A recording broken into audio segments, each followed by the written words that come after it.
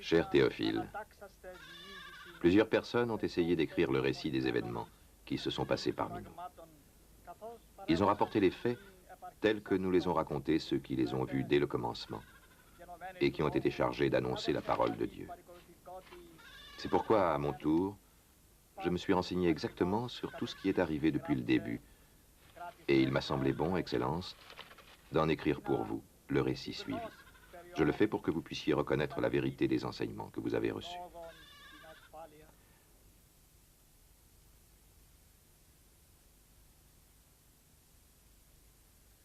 Dieu envoya l'ange Gabriel dans une ville de Galilée, nommée Nazareth, chez une jeune fille fiancée à un homme appelé Joseph, qui était un descendant du roi David. Le nom de la jeune fille était Marie.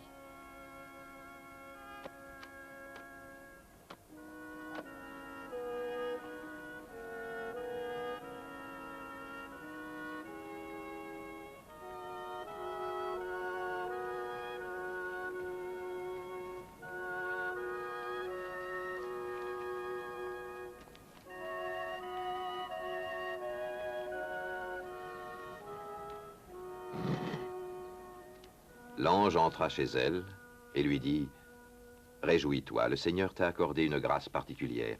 Il est avec toi. » Marie fut très troublée par ces mots. Elle se demandait ce que pouvait signifier cette salutation. L'ange lui dit alors « N'aie pas peur, Marie, car tu as la faveur de Dieu. Tu vas devenir enceinte et tu mettras au monde un fils que tu nommeras Jésus. Il sera grand et on l'appellera le Fils du Dieu très haut. Le Seigneur Dieu fera de lui un roi, comme le fut David, son ancêtre. Et il régnera sur le peuple d'Israël pour toujours. Son règne n'aura point de fin. » Marie dit à l'ange, « Comment cela sera-t-il possible puisque je suis vierge ?» L'ange lui répondit, « Le Saint-Esprit viendra sur toi et la puissance du Dieu très haut te couvrira comme d'une ombre. C'est pourquoi on appellera saint et fils de Dieu l'enfant qui doit naître. Élisabeth, ta parente, attend elle-même un fils, bien qu'elle soit âgée. On disait qu'elle ne pouvait pas avoir d'enfant, et elle en est maintenant à son 6e mois.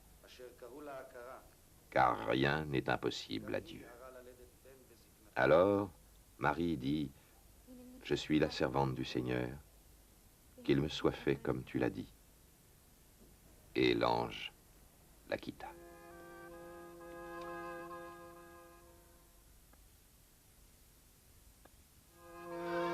À cette même époque, Marie se mit en route et se rendit en hâte dans une ville de la région montagneuse de Judée.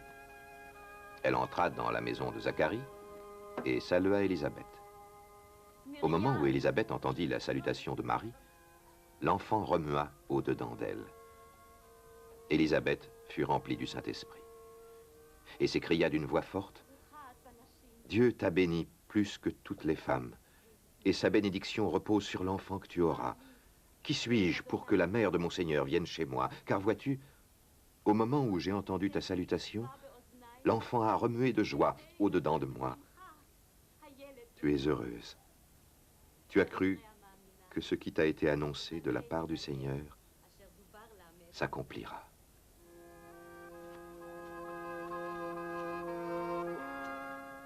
Marie dit alors, « Mon âme loue la grandeur du Seigneur.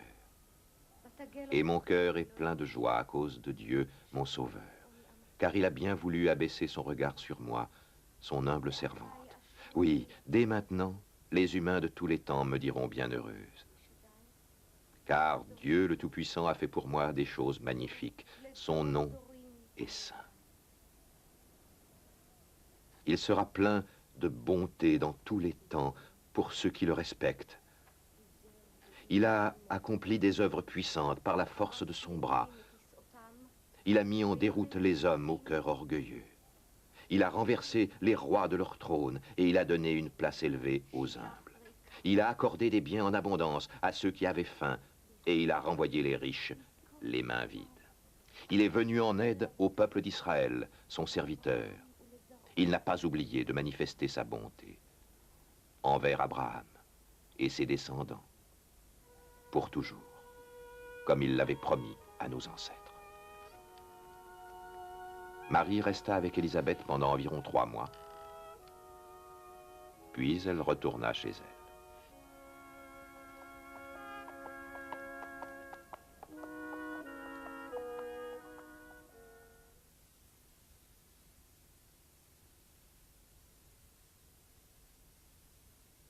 Le moment arriva où Élisabeth devait avoir son enfant, et elle mit au monde un fils. Les voisins d'Élisabeth et les membres de sa parente apprirent que le Seigneur lui avait donné cette grande preuve de sa bonté, et ils s'en réjouissaient avec elle.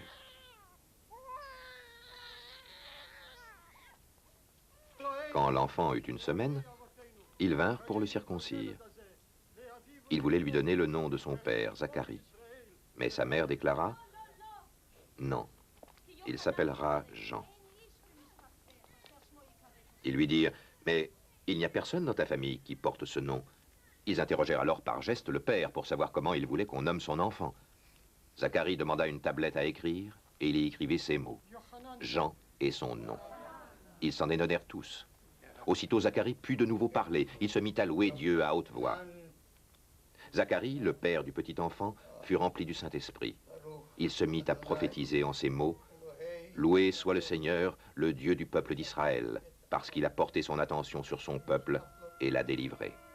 Il a fait apparaître un puissant sauveur pour nous, parmi les descendants du roi David, son serviteur. C'est ce qu'il avait annoncé depuis longtemps par ses saints prophètes. Il avait promis qu'il nous délivrerait de nos ennemis et du pouvoir de tous ceux qui nous haïssent, qu'il manifesterait sa bonté à nos ancêtres et se souviendrait de sa sainte alliance. Car Dieu avait fait serment à Abraham, notre ancêtre, de nous libérer du pouvoir de nos ennemis et de nous permettre de le servir sans peur, pour que nous soyons saints et justes devant lui tous les jours de notre vie.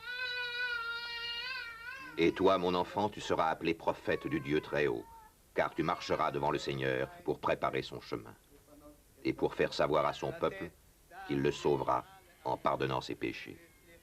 Car notre Dieu est plein de tendresse et de bonté. Il fera briller sur nous une lumière d'en haut, semblable à celle du soleil levant, pour éclairer ceux qui se trouvent dans la nuit et dans l'ombre de la mort, pour diriger nos pas sur le chemin de la paix.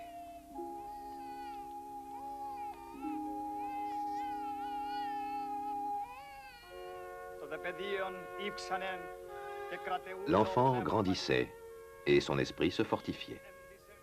Il demeura dans les lieux déserts jusqu'au jour où il se présenta publiquement devant le peuple d'Israël.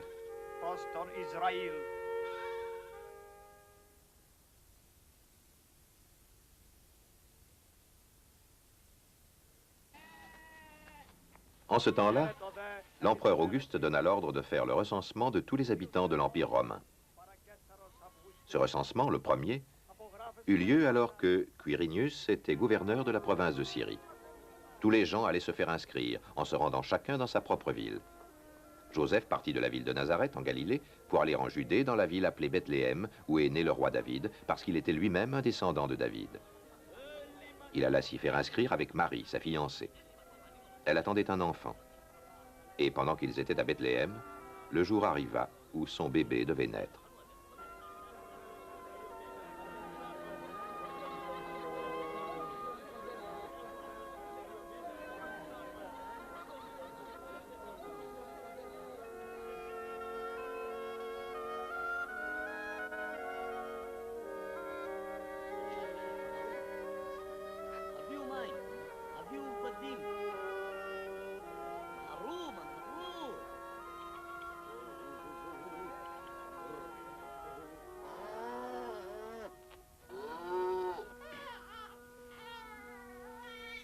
Elle mit au monde un fils, son premier-né. Elle l'enveloppa de lange et le coucha dans une crèche, parce qu'il n'y avait pas de place pour eux dans la maison où logeaient les voyageurs.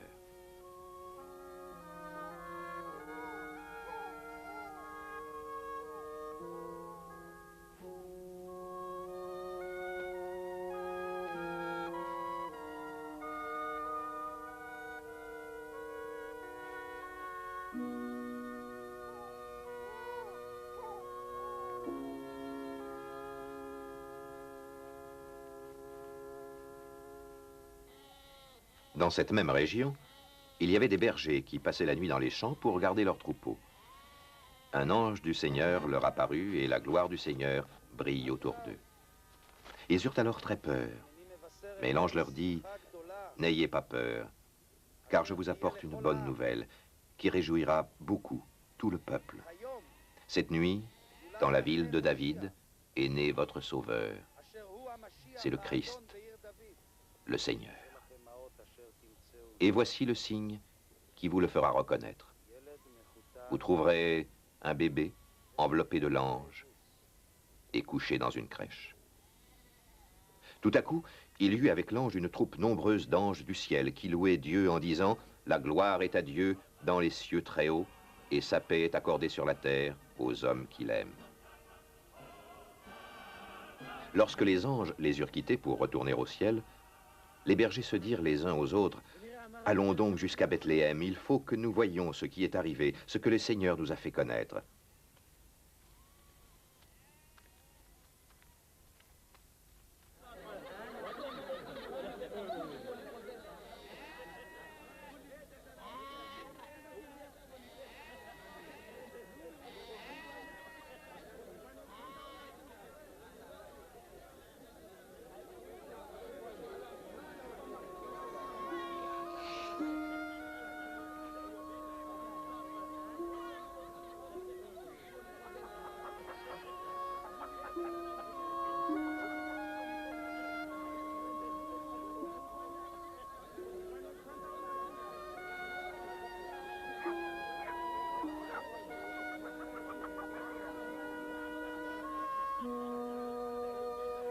Ils se dépêchèrent d'y aller, et ils trouvèrent Marie et Joseph, et le bébé, couché dans la crèche.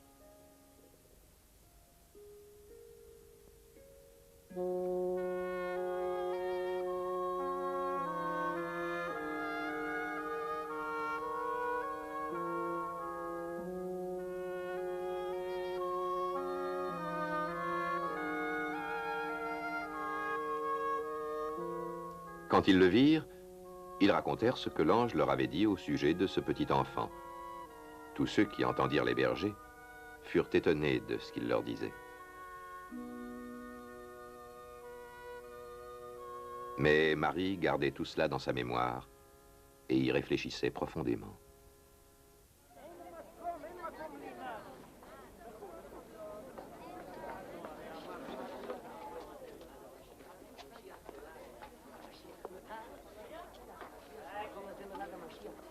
Puis les bergers prirent le chemin du retour. Ils célébraient la grandeur de Dieu et le louaient pour tout ce qu'ils avaient entendu et vu, car tout s'était passé comme l'ange le leur avait annoncé.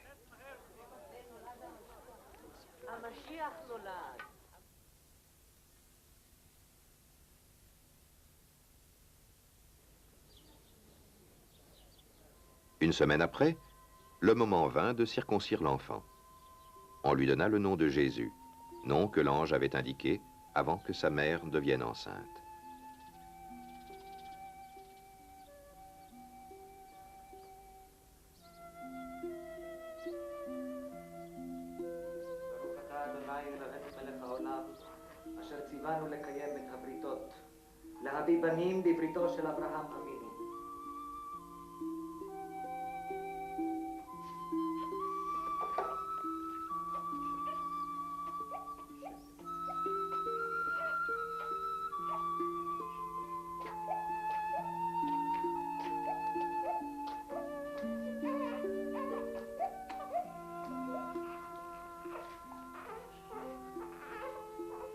אלוהינו ואלוהי אבותינו, קיים את הילד הזה לחסד, לרחמים, לתקומה ולישועה. ויקרא שמו בישראל ישוע, כאשר ציווה אותך מלאך האלוהים.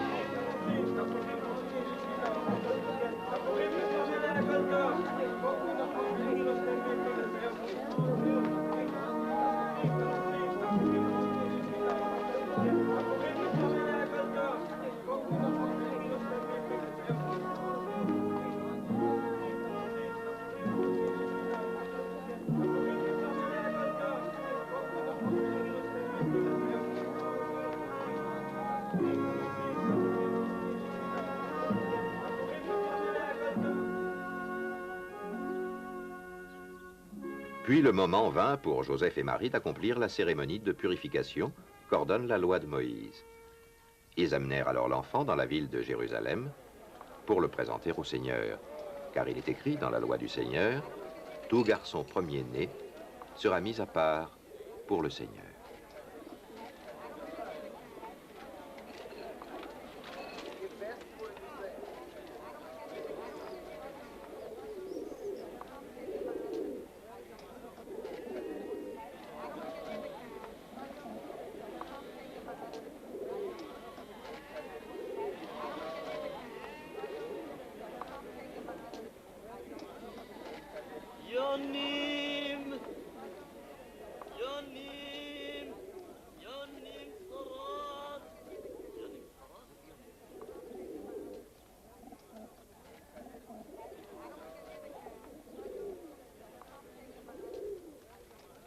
Ils offrirent aussi le sacrifice que demande la même loi, une paire de tourterelles ou 2 jeunes pigeons.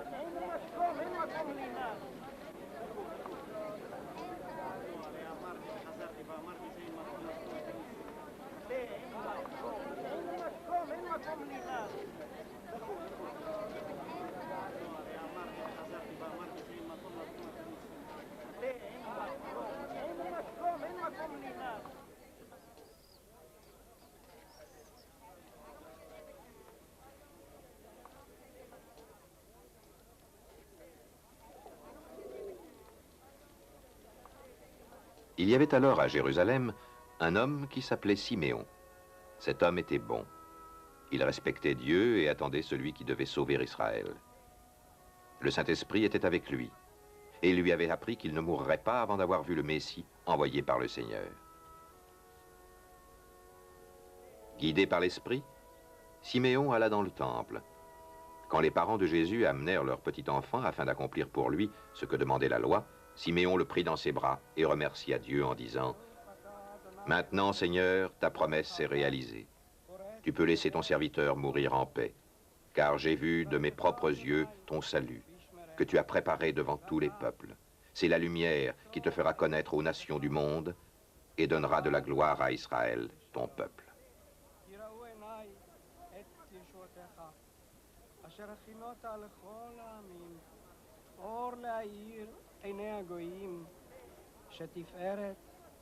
Le père et la mère de Jésus étaient tout étonnés de ce que Siméon disait de lui. Siméon les bénit et dit à Marie, la mère de Jésus, « Dieu a choisi cet enfant pour causer la chute et le relèvement de beaucoup en Israël. Il sera un signe de Dieu auquel les hommes s'opposeront. Et il fera ainsi apparaître en pleine lumière les pensées cachées dans le cœur de beaucoup. Quant à toi, femme, la douleur te transpercera l'âme comme une épée. » Il y avait aussi une prophétesse appelée Anne, qui était la fille de Phanuel de la tribu d'Asser. Elle était très âgée. Elle avait vécu 7 ans avec le mari qu'elle avait épousé dans sa jeunesse, puis, demeurée veuve, elle était parvenue à l'âge de 84 ans. Elle ne quittait pas le temple, mais elle servait Dieu jour et nuit. Elle jeûnait et elle priait. Elle arriva en ce même moment et se mit à remercier Dieu. Et elle parla de l'enfant à tous ceux qui attendaient que Dieu délivre Jérusalem. Quand les parents de Jésus eurent achevé de faire tout ce que demandait la loi du Seigneur, ils retournèrent avec lui en Galilée, dans leur ville de Nazareth. L'enfant grandissait et se fortifiait. Il était rempli de sagesse et la faveur de Dieu était avec lui. Chaque année, les parents de Jésus allaient à Jérusalem pour la fête de la Pâque. Lorsque Jésus eut 12 ans, ils l'emmenèrent avec eux selon la coutume.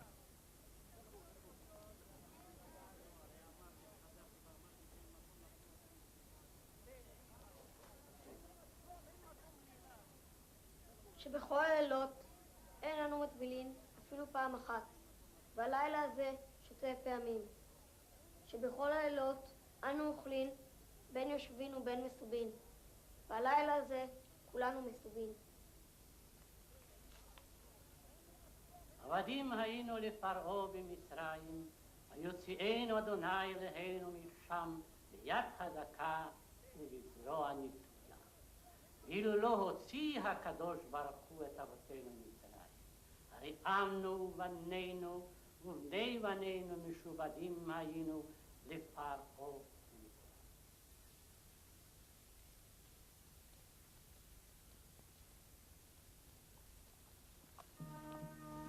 Quand la fête fut terminée, ils repartirent.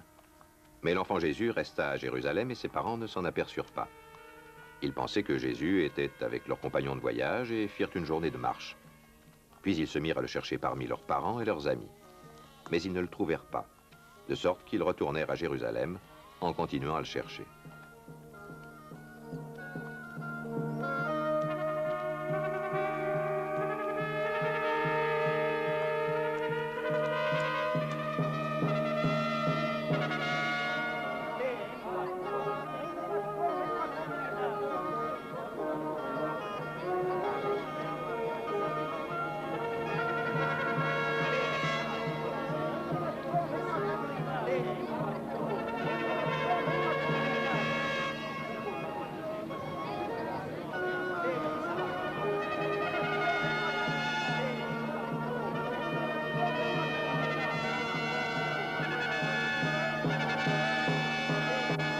מה היתרון, דור אנשי ננבה, על פני הדור הזה?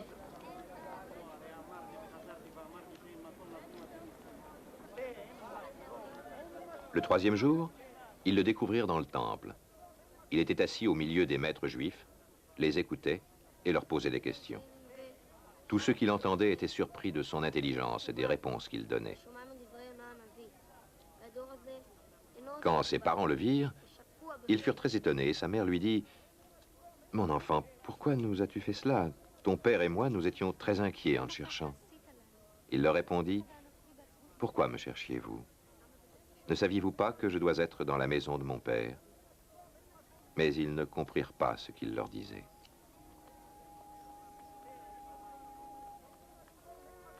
Jésus retourna alors avec eux à Nazareth. Il leur obéissait. Sa mère gardait en elle le souvenir de tous ces événements.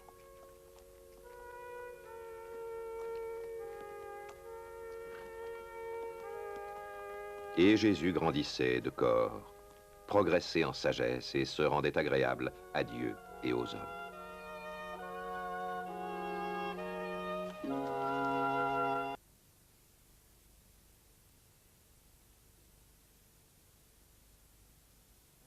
C'était la 15e année du règne de l'empereur Tibère.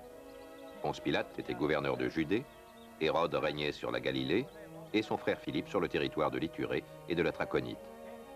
Lysanias régnait sur la Bilène. Anne et Caïphe étaient grands prêtres. La parole de Dieu se fit alors entendre à Jean, fils de Zacharie, dans le désert.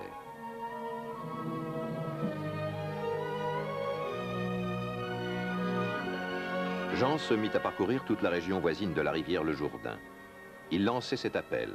« Changez de comportement, faites-vous baptiser, et Dieu pardonnera vos péchés. » Ainsi arriva ce que le prophète Ésaïe avait écrit dans son livre. « C'est la voix d'un homme qui crie dans le désert, préparez le chemin du Seigneur, faites-lui des sentiers bien droits. » Toute vallée sera comblée, toute montagne et toute colline seront abaissées. Les chemins en mauvais état seront égalisés et tout le monde verra le salut accordé par Dieu.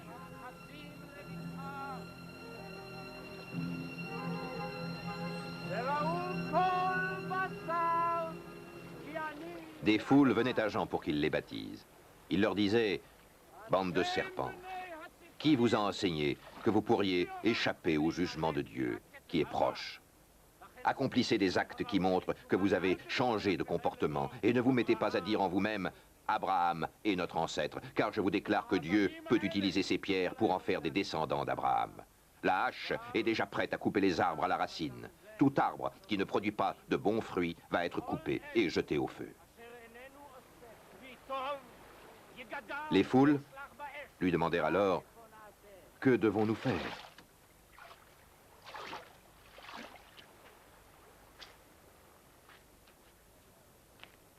Il leur répondit, « Celui qui a 2 chemises doit en donner une à celui qui n'en a pas.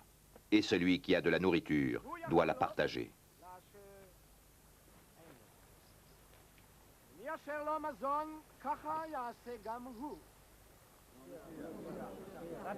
Des collecteurs d'impôts vinrent aussi pour être baptisés et demandèrent à Jean, « Maître, que devons-nous faire ?»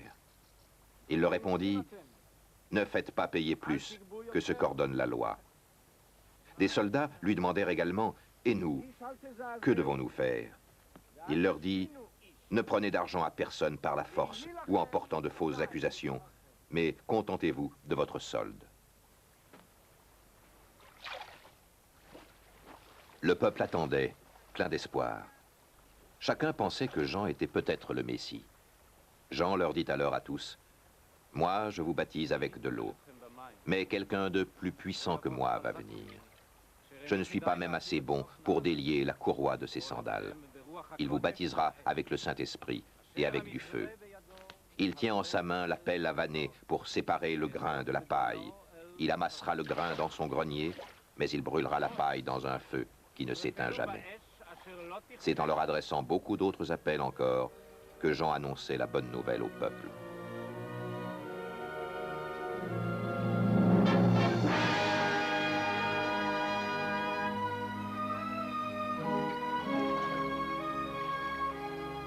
Après que tout le peuple eut été baptisé, Jésus fut aussi baptisé. Pendant qu'il priait, le ciel s'ouvrit, et le Saint-Esprit descendit sur lui sous une forme corporelle, comme une colombe.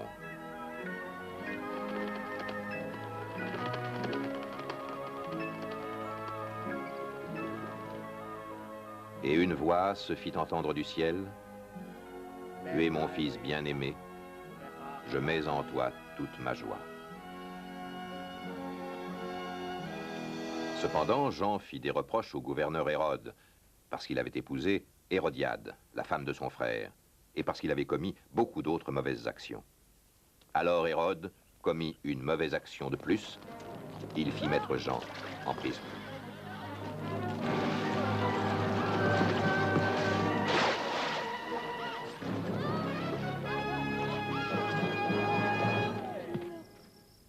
Jésus avait environ 30 ans lorsqu'il commença son œuvre.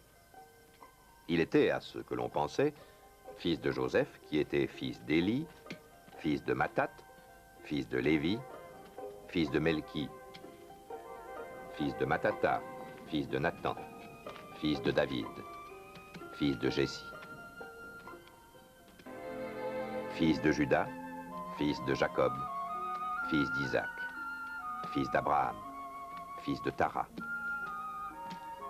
fils d'Énos, fils de Seth, fils d'Adam, fils de Dieu. Jésus, rempli de Saint-Esprit, revint du Jourdain et fut conduit par l'Esprit dans le désert. Il y fut tenté par le diable pendant 40 jours.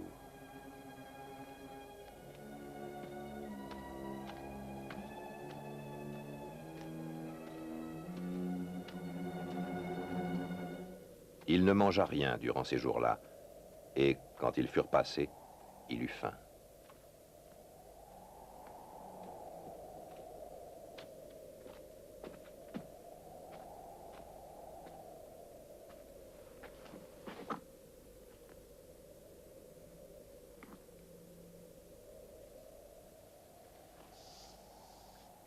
Le diable lui dit alors, « Si tu es le Fils de Dieu, ordonne à cette pierre de se changer en pain. » Jésus lui répondit, « L'Écriture déclare, l'homme ne vivra pas de pain seulement. »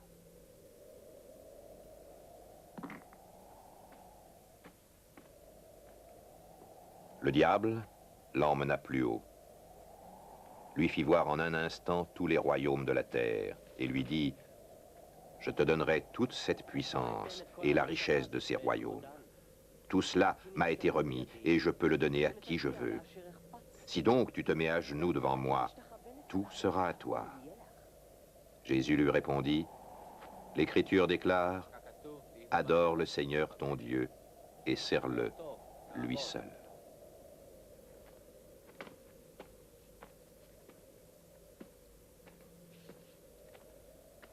Le diable le conduisit ensuite à Jérusalem. le plaça au sommet du temple et lui dit, « Si tu es le Fils de Dieu, jette-toi d'ici en bas. Car l'Écriture déclare, Dieu ordonnera à ses anges de te garder. Et encore, ils te porteront sur leurs mains pour éviter que ton pied ne heurte une pierre. » Jésus lui répondit, « L'Écriture déclare, ne mets pas à l'épreuve le Seigneur ton Dieu. » Après avoir achevé de tenter Jésus de toutes les manières, le diable s'éloigna de lui jusqu'à une autre occasion.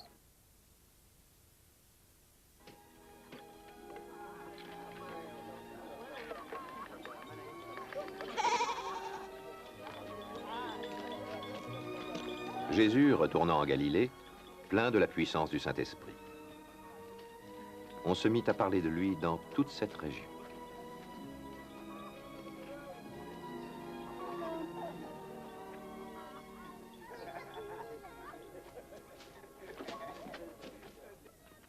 Il enseignait dans les synagogues et tout le monde faisait son éloge. Jésus se rendit à Nazareth où il avait été élevé. Le jour du sabbat, il entra dans la synagogue selon son habitude. Il se leva pour lire les Écritures.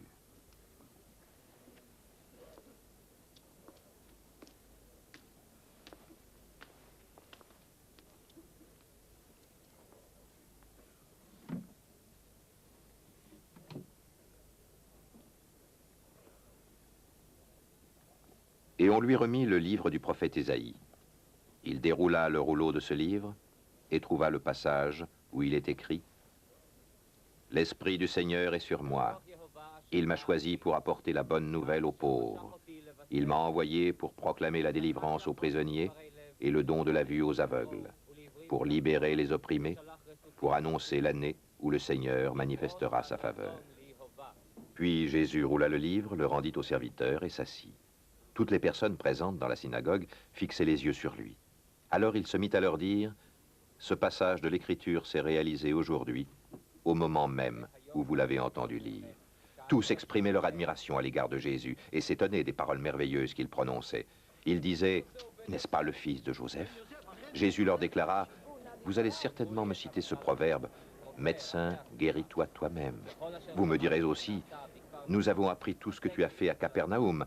Accomplis les mêmes choses ici, dans ta propre ville. » Puis il ajouta, « Je vous le déclare, c'est la vérité. Aucun prophète n'est bien reçu dans sa ville natale. Je vous l'affirme, il est certain qu'il y avait beaucoup de veuves en Israël, à l'époque d'Élie, lorsque la pluie ne tomba pas durant 3 ans et demi et qu'une grande famine s'étendit sur tout le pays. Pourtant Dieu n'envoya Élie chez aucune d'elles, mais seulement chez une veuve qui vivait à Sarepta, dans la région de Sidon. Il y avait aussi beaucoup de lépreux en Israël, à l'époque du prophète Élisée. Pourtant, aucun d'eux ne fut guéri, mais seulement Naaman, le Syrien. Tous, dans la synagogue, furent remplis de colère lorsqu'ils entendirent ces mots. Ils se levèrent, l'entraînèrent hors de la ville et le menèrent au sommet de la colline sur laquelle leur ville était bâtie, afin de le précipiter dans le vide. Mais il passa au milieu d'eux et s'en alla.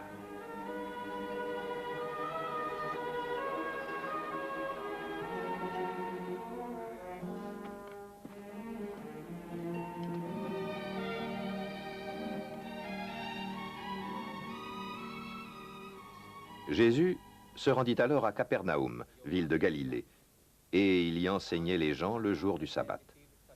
Ils étaient très étonnés de sa manière d'enseigner, car il parlait avec autorité. Dans la synagogue se trouvait un homme tourmenté par un esprit mauvais. Il se mit à crier très fort. « Mais que nous veux-tu, Jésus de Nazareth? Es-tu venu pour nous détruire? Je sais bien qui tu es, le Saint envoyé de Dieu. »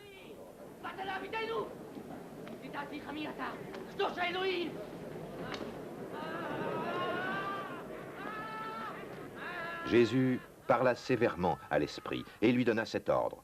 « Tais-toi et sors de cet homme !»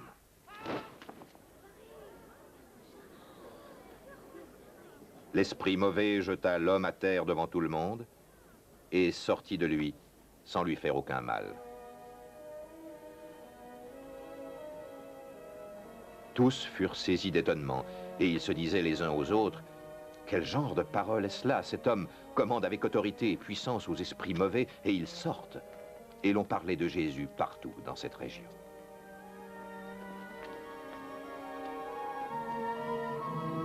Jésus quitta la synagogue et se rendit à la maison de Simon.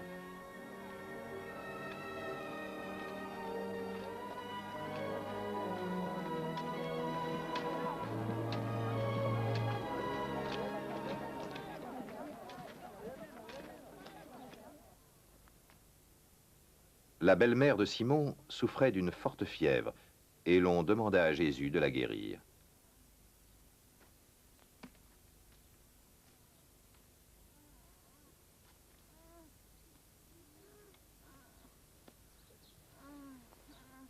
Il se pencha sur elle, et d'un ton sévère donna un ordre à la fièvre. La fièvre la quitta.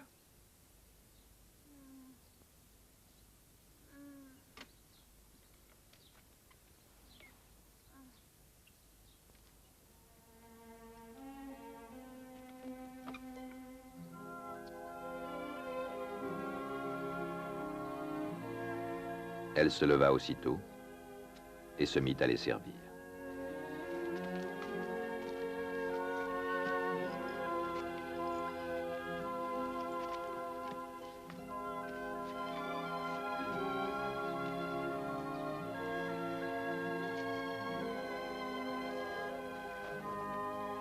Après le coucher du soleil, tous ceux qui avaient des malades atteints de divers maux les amenèrent à Jésus. Il posa les mains sur chacun d'eux et les guérit. Des esprits mauvais sortirent aussi de beaucoup de malades en criant « Tu es le Fils de Dieu », mais Jésus leur adressait des paroles sévères et les empêchait de parler parce qu'ils savaient, eux, qu'il était le Messie.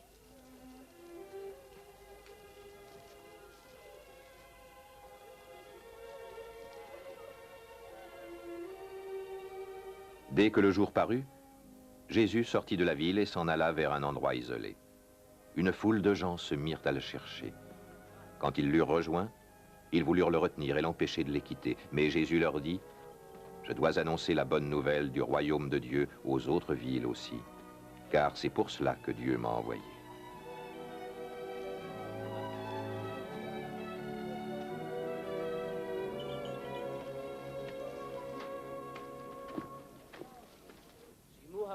Et il prêchait dans les synagogues de Judée.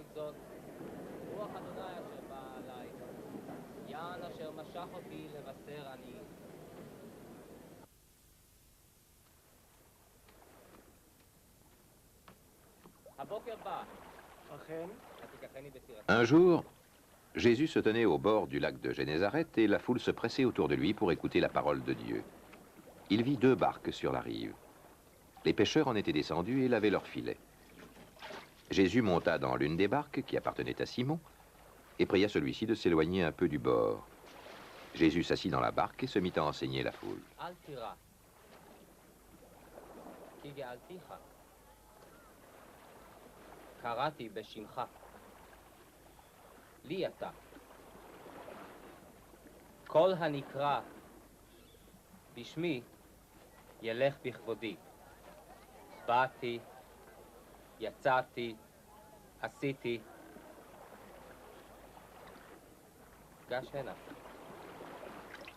Quand il eut fini de parler, il dit à Simon, « Avance la barque à un endroit où l'eau est profonde, puis toi et tes compagnons, jetez vos filets pour pêcher. » Simon lui répondit, « Maître, nous avons travaillé toute la nuit sans rien prendre. »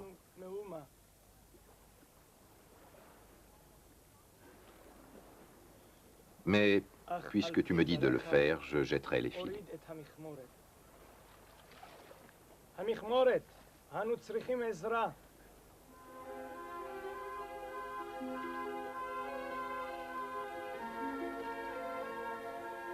Ils les jetèrent donc, et prirent une si grande quantité de poissons que leurs filets commençaient à se rompre. Ils firent alors signe à leurs compagnons qui étaient dans l'autre barque de venir les aider. Ceux-ci vinrent et ils remplirent les 2 barques de tant de poissons qu'elles enfonçaient dans l'eau.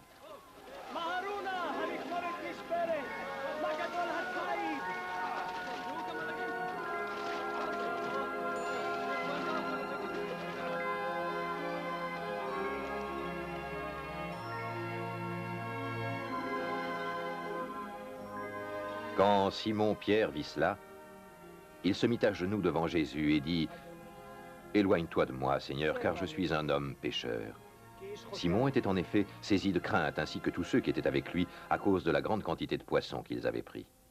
Il en était de même des compagnons de Simon, Jacques et Jean, les fils de Zébédée. Mais Jésus dit à Simon, « N'aie pas peur.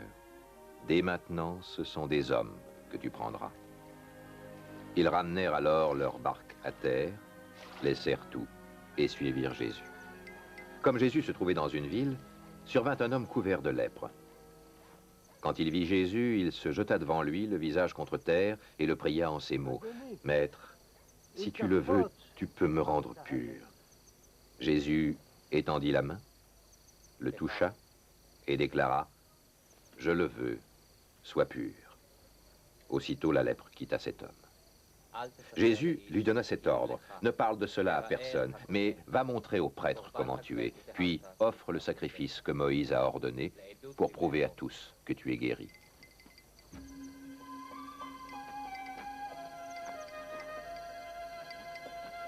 Cependant, la réputation de Jésus se répandait de plus en plus. Des foules nombreuses se rassemblaient pour l'entendre et se faire guérir de leur maladie. Mais Jésus se retirait dans des endroits isolés, où il priait.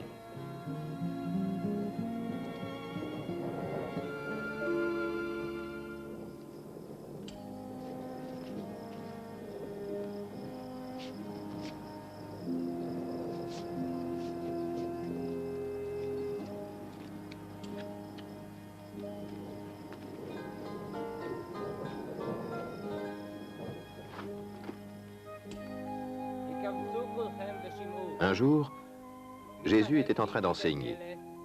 Des pharisiens et des maîtres de la loi étaient assis près de lui. Ils étaient venus de tous les villages de Galilée et de Judée, ainsi que de Jérusalem. La puissance du Seigneur était avec Jésus et lui faisait guérir des malades.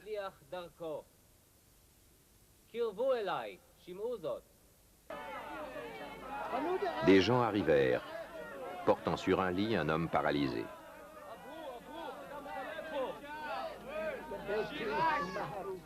Ils cherchaient à le faire entrer dans la maison et à le déposer devant Jésus, mais ils ne savaient pas par où l'introduire à cause de la foule. Ils le montèrent alors sur le toit, firent une ouverture parmi les tuiles et le descendirent sur son lit au milieu de l'assemblée, devant Jésus.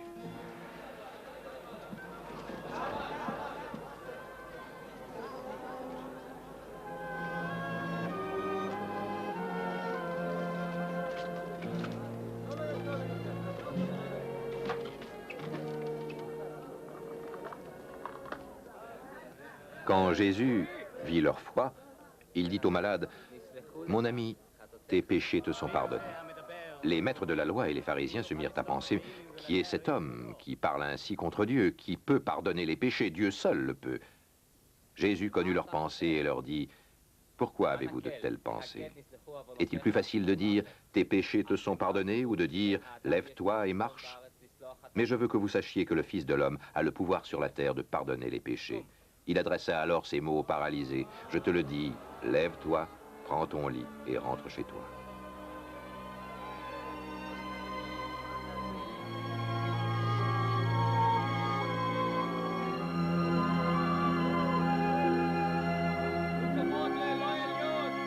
Aussitôt, l'homme se leva devant tout le monde, prit le lit sur lequel il avait été couché et s'en alla chez lui en louant Dieu. Tous furent frappés d'étonnement. Ils louaient Dieu, remplis de crainte, et disaient, « Nous avons vu aujourd'hui des choses merveilleuses. »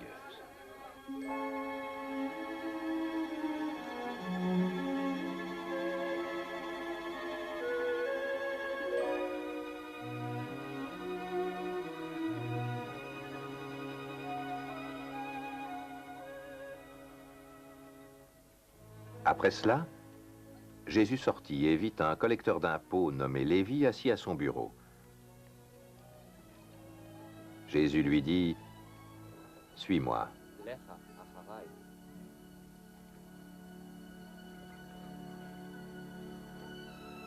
Lévi se leva, laissa tout et le suivit. Puis, Lévi lui offrit un grand repas dans sa maison. Beaucoup de collecteurs d'impôts et d'autres personnes étaient à table avec eux. Les pharisiens et les maîtres de la loi, qui étaient de leur parti, s'indignaient, et ils dirent aux disciples de Jésus, « Pourquoi mangez-vous et buvez-vous avec les collecteurs d'impôts et les autres gens de mauvaise réputation ?» Jésus leur répondit, « Les personnes en bonne santé n'ont pas besoin de docteurs, ce sont les malades qui en ont besoin. Je ne suis pas venu appeler des personnes respectables, mais des gens de mauvaise réputation pour qu'ils changent de comportement. » Des personnes dirent à Jésus, « Les disciples de Jean jeûnent souvent et font des prières, de même que les disciples des pharisiens. Mais tes disciples, eux, mangent et boivent. » Jésus leur répondit, « Pensez-vous pouvoir obliger les invités d'une noce à se passer de manger pendant que le marié est avec eux? Bien sûr que non. Mais le temps viendra où le marié leur sera enlevé. Quand ces jours seront là, alors ils jeûneront. » Jésus leur dit aussi cette parabole.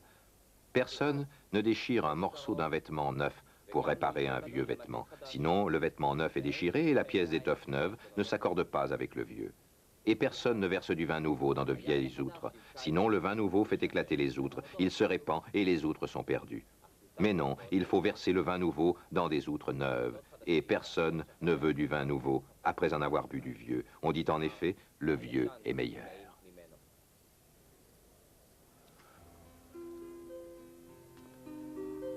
Un jour de sabbat, Jésus traversait des champs de blé.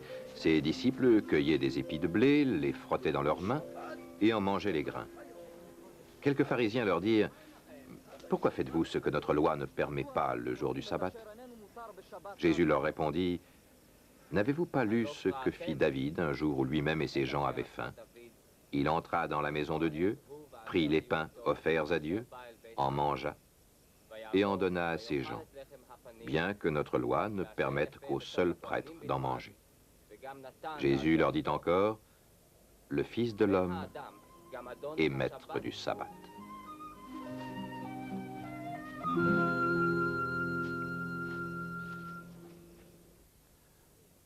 À un autre jour de sabbat, Jésus entra dans une synagogue et se mit à enseigner. Un homme s'y trouvait. Il avait la main droite paralysée. Les maîtres de la loi et les pharisiens observaient attentivement Jésus pour voir s'il allait guérir quelqu'un le jour du sabbat, car ils voulaient avoir une raison de l'accuser. Mais Jésus connaissait leurs pensées. Il dit alors à l'homme qui avait la main paralysée, « Lève-toi et tiens-toi là devant tout le monde. » L'homme se leva et se tint là. Puis Jésus leur dit, « Je vous le demande, que permet notre loi? De faire du bien le jour du sabbat ou de faire du mal? De sauver la vie d'un homme ou de la détruire? » Il les regarda tous et dit ensuite à l'homme, « Avance ta main. » Il le fit et sa main redevint saine.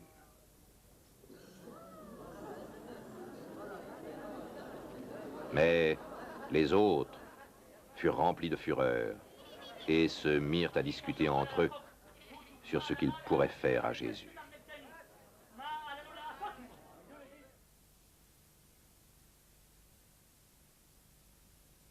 En ce temps-là, Jésus monta sur une colline pour prier, et y passa toute la nuit à prier Dieu. Quand le jour parut, il appela ses disciples et en choisit 12, qu'il nomma apôtres. Simon, auquel il donna aussi le nom de Pierre, et son frère André,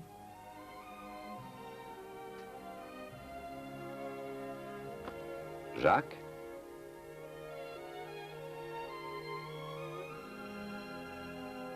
et Jean,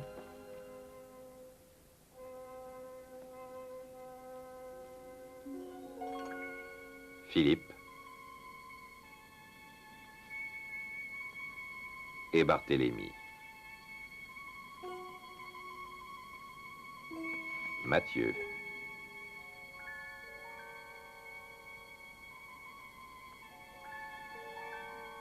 et Thomas,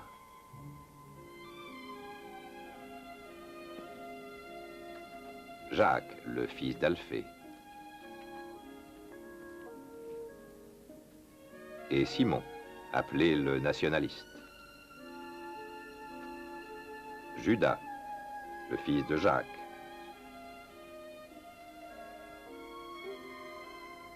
et Judas Iscariote, celui qui devint un traître.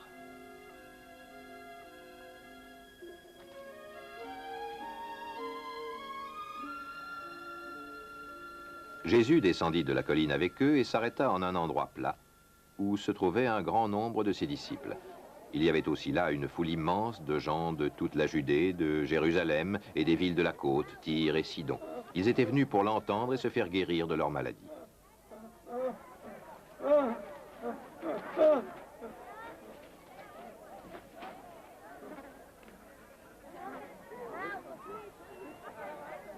Ceux que tourmentaient des esprits mauvais étaient aussi guéris. Tout le monde cherchait à le toucher parce qu'une force sortait de lui et les guérissait tous. Jésus regarda alors ses disciples et dit, « Heureux, vous qui êtes pauvres, car le royaume de Dieu est à vous. Heureux, vous qui avez faim maintenant, car vous aurez de la nourriture en abondance. Heureux, vous qui pleurez maintenant, car vous rirez. Heureux êtes-vous si les hommes vous haïssent, s'ils vous rejettent, vous insultent et disent du mal de vous, à cause du Fils de l'homme. Réjouissez-vous quand cela arrivera et sautez de joie, car une grande récompense vous attend dans le ciel. » C'est ainsi, en effet, que leurs ancêtres maltraitaient les prophètes.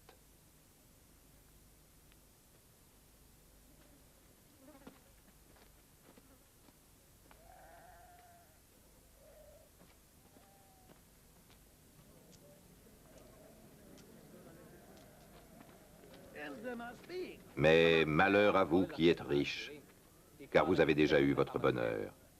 Malheur à vous qui avez tout en abondance maintenant, car vous aurez faim.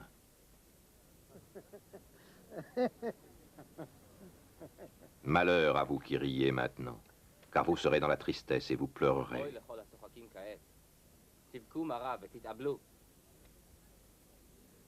Malheur à vous, si tous les hommes disent du bien de vous, car c'est ainsi que leurs ancêtres agissaient avec les faux prophètes.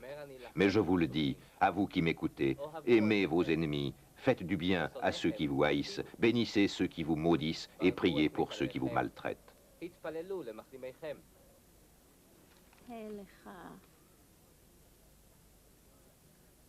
Si quelqu'un te frappe sur une joue, présente-lui aussi l'autre. Si quelqu'un te prend ton manteau, laisse-le prendre aussi ta chemise. Donne à tout homme qui te demande quelque chose, et si quelqu'un te prend ce qui t'appartient, ne le lui réclame pas.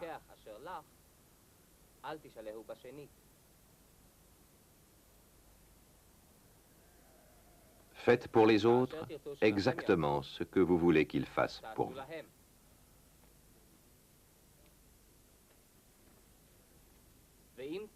Si vous aimez seulement ceux qui vous aiment, pourquoi vous attendre à une reconnaissance particulière? Même les pécheurs aiment ceux qui les aiment.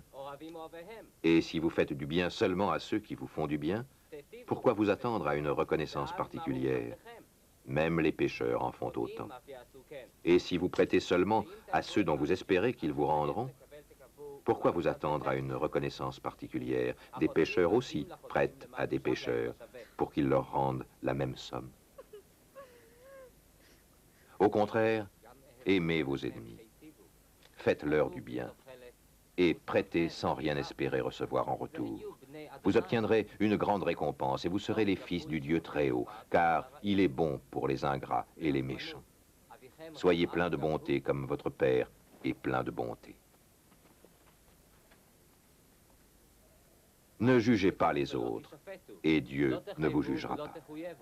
Ne condamnez pas les autres, et Dieu ne vous condamnera pas. Pardonnez aux autres, et Dieu vous pardonnera. Donnez aux autres, et Dieu vous donnera. On versera dans la grande poche de votre vêtement une bonne mesure, bien serrée et secouée, débordante. Dieu mesurera ses dons envers vous avec la mesure que vous employez pour les autres. Jésus leur dit encore une parabole. Un aveugle ne peut pas conduire un autre aveugle, n'est-ce pas? Sinon, ils tomberont tous les deux dans un trou.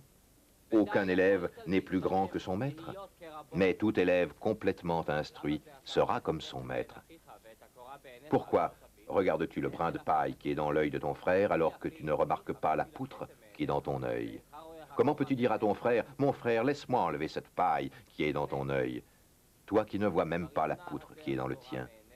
Hypocrite, enlève d'abord la poutre de ton œil et alors tu verras assez clair pour enlever la paille de l'œil de ton frère. Un bon arbre ne produit pas du mauvais fruit, et un mauvais arbre ne produit pas du bon fruit.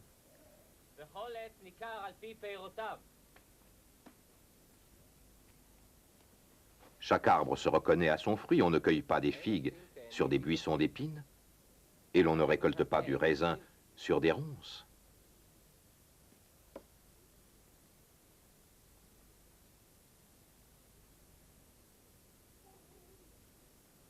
L'homme bon tire du bien du bon trésor que contient son cœur. L'homme mauvais tire du mal de son mauvais trésor, car la bouche de l'homme exprime ce dont son cœur est plein.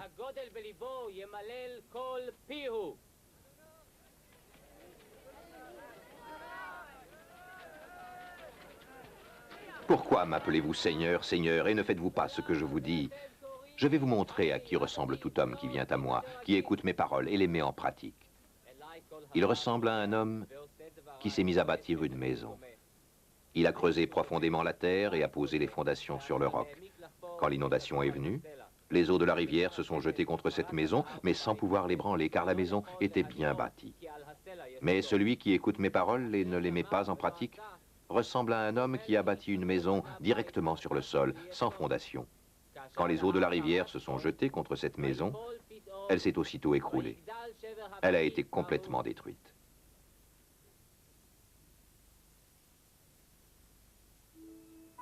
Quand Jésus eut fini d'adresser toutes ces paroles au peuple, il se rendit à Capernaum.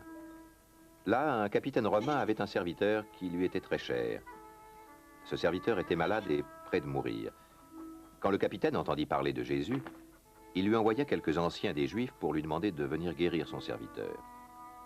Ils arrivèrent auprès de Jésus et se mirent à le prier avec insistance en disant « Cet homme mérite que tu lui accordes ton aide. Il aime notre peuple et c'est lui qui a fait bâtir notre synagogue. » Alors Jésus s'en alla avec eux.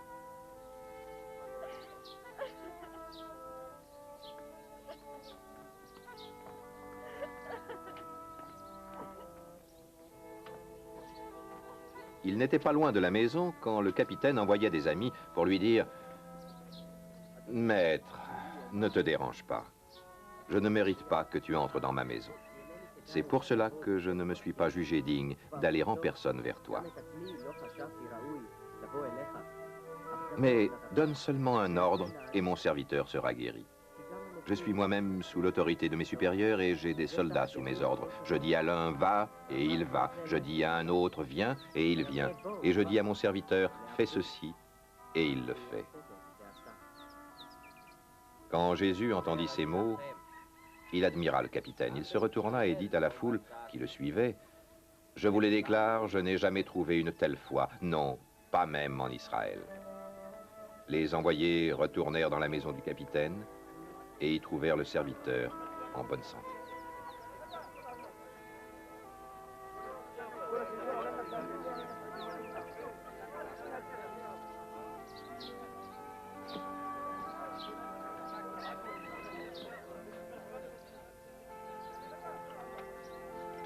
Jésus se rendit ensuite dans une ville appelée Naïn.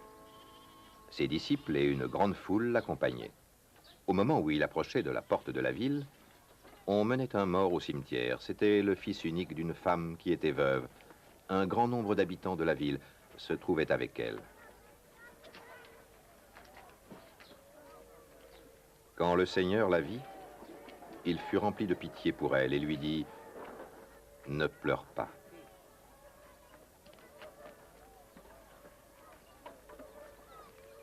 Puis, il s'avança et toucha le cercueil. Les porteurs s'arrêtèrent. Jésus dit, « Jeune homme, je te l'ordonne, lève-toi. » Le mort se dressa et se mit à parler. Jésus le rendit à sa mère. Tous furent saisis de crainte. Ils louaient Dieu en disant, « Un grand prophète est apparu parmi nous, et aussi, Dieu est venu secourir son peuple. »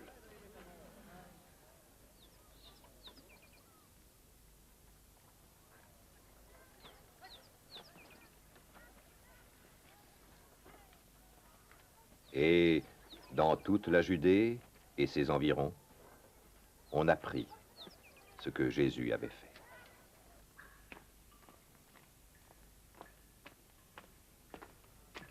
Les disciples de Jean racontèrent tout cela à leur maître. Jean appela 2 d'entre eux et les envoya au Seigneur pour lui demander « Es-tu celui dont nous savons qu'il doit venir ou devons-nous en attendre un autre ?»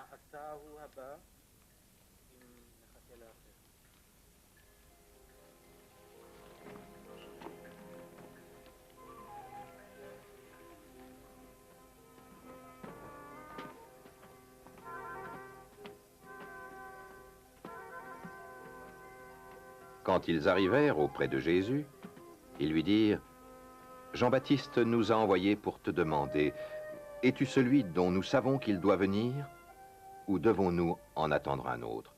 Au même moment, Jésus guérit beaucoup de personnes de leurs maladies, de leurs maux. Il les délivra d'esprits mauvais et rendit la vue à de nombreux aveugles.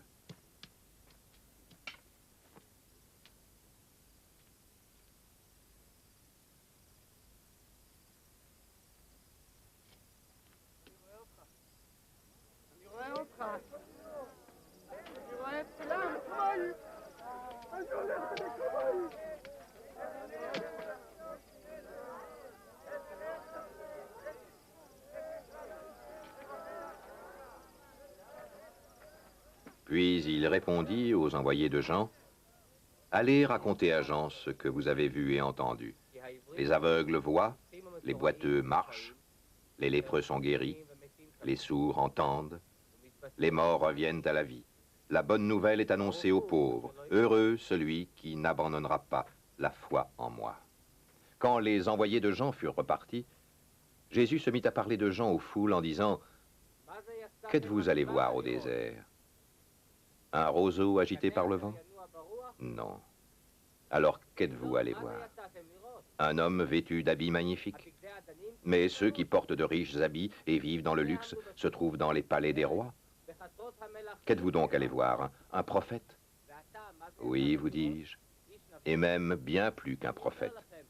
Car Jean est celui dont l'Écriture déclare, « Je vais envoyer mon messager devant toi, dit Dieu, pour t'ouvrir le chemin. » Je vous le déclare, ajouta Jésus, il n'est jamais né personne de plus grand que Jean. Pourtant, celui qui est le plus petit dans le royaume de Dieu est plus grand que lui. Tout le peuple et les collecteurs d'impôts l'écoutaient. Ils avaient reconnu que Dieu est juste et s'étaient fait baptiser par Jean. Mais les pharisiens et les maîtres de la loi avaient rejeté ce que Dieu voulait pour eux et avaient refusé de se faire baptiser par Jean. Jésus dit encore, « À qui puis-je comparer les hommes d'aujourd'hui? À qui ressemblent-ils? Ils ressemblent à des enfants assis sur la place publique dont les uns crient aux autres, « Nous vous avons joué un air de danse sur la flûte et vous n'avez pas dansé. Nous avons chanté des chants de deuil et vous n'avez pas pleuré. Car Jean-Baptiste est venu, il ne mange pas de pain et ne boit pas de vin. Et vous dites, il est possédé d'un esprit mauvais. Le Fils de l'homme est venu, il mange et boit, et vous dites, voyez cet homme qui ne pense qu'à manger et à boire du vin, qui est ami des collecteurs d'impôts et des gens de mauvaise réputation. Mais la sagesse de Dieu est reconnue comme juste par tous ceux qui l'acceptent. »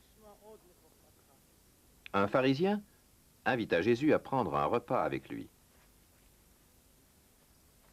Jésus se rendit chez cet homme et se mit à table.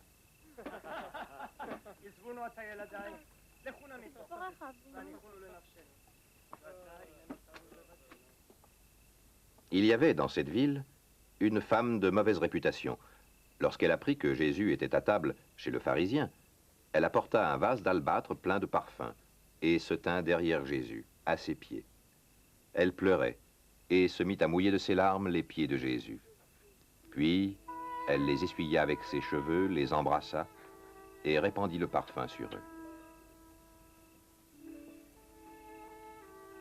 Quand le pharisien qui avait invité Jésus vit cela, il se dit en lui-même, « Si cet homme était vraiment un prophète, il saurait qui est cette femme qui le touche et ce qu'elle est, une femme de mauvaise réputation. » Jésus prit alors la parole et dit au pharisien, « Simon, j'ai quelque chose à te dire. » Simon répondit, « Parle, maître. » Et Jésus dit, « 2 hommes devaient de l'argent à un prêteur. L'un lui devait 500 pièces d'argent et l'autre 50. Comme ni l'un ni l'autre ne pouvaient le payer, il leur supprima leur dette à tous 2. Lequel des 2 l'aimera le plus? » Simon lui répondit, « Je pense que c'est celui auquel il a fait grâce de la plus grosse somme. » Jésus lui dit, « Tu as raison. Puis, il se tourna vers la femme et dit à Simon, « Tu vois cette femme?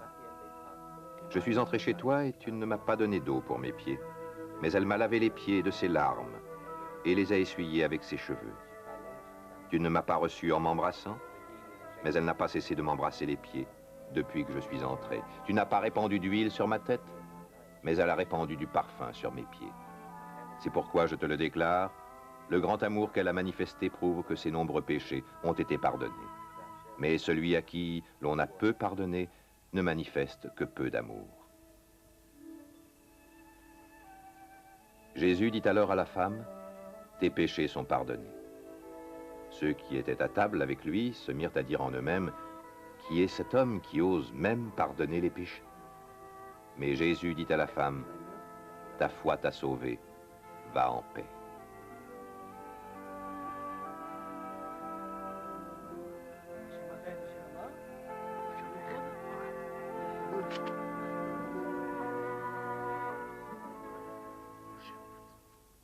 בני העולם הזה ערומים.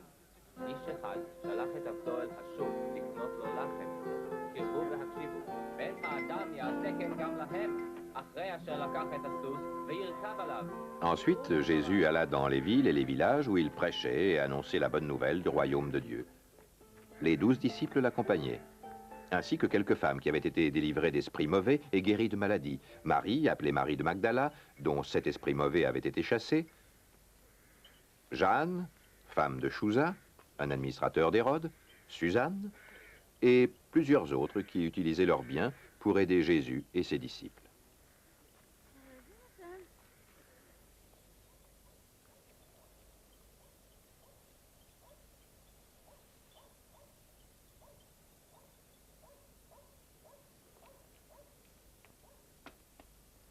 De chaque ville, des gens venaient à Jésus. Comme une grande foule s'assemblait, il dit cette parabole.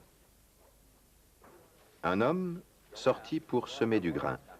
Tandis qu'il répandait la semence dans son champ, une partie des grains tomba le long du chemin.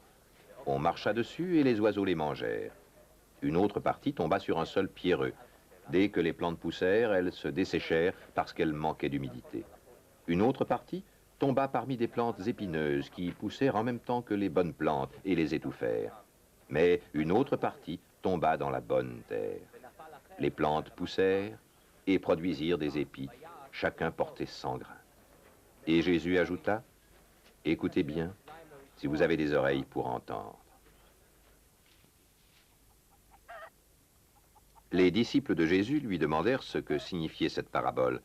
Il leur répondit, « Vous avez reçu, vous, la connaissance des secrets du royaume de Dieu, mais aux autres gens, ils sont présentés sous forme de paraboles afin qu'ils puissent regarder, mais sans voir. Ils puissent entendre, mais sans comprendre. Voici ce que signifie cette parabole. וזהו דבר המשל.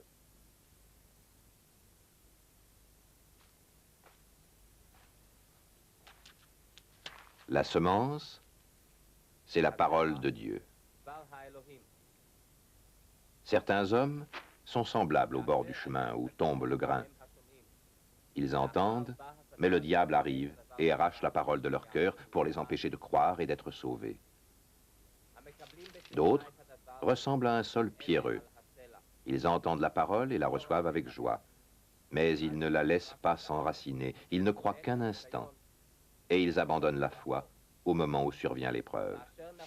La semence, qui tombe parmi les plantes épineuses, représente ceux qui entendent, mais ils se laissent étouffer en chemin par les soucis, la richesse et les plaisirs de la vie, et ils ne donnent pas de fruits mûrs. La semence, qui tombe dans la bonne terre, représente ceux qui écoutent la parole et la gardent dans un cœur bon et bien disposé, qui demeure fidèle et porte ainsi des fruits.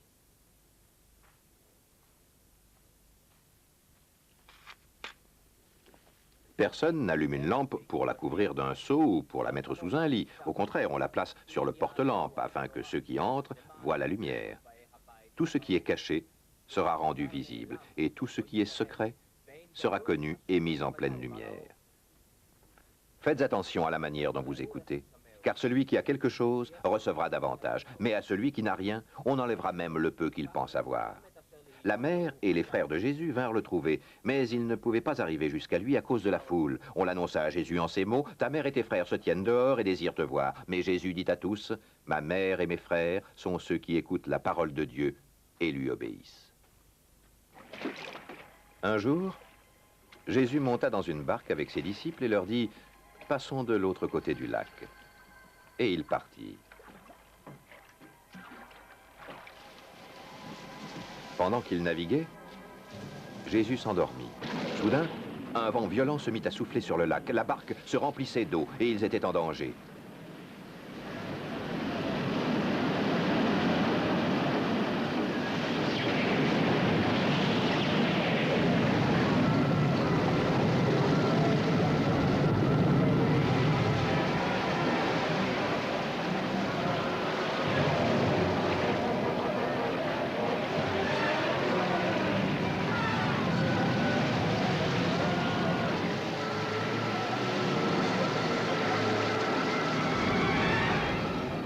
Les disciples s'approchèrent alors de Jésus, le réveillèrent et lui dirent, « Maître, Maître, nous allons mourir !»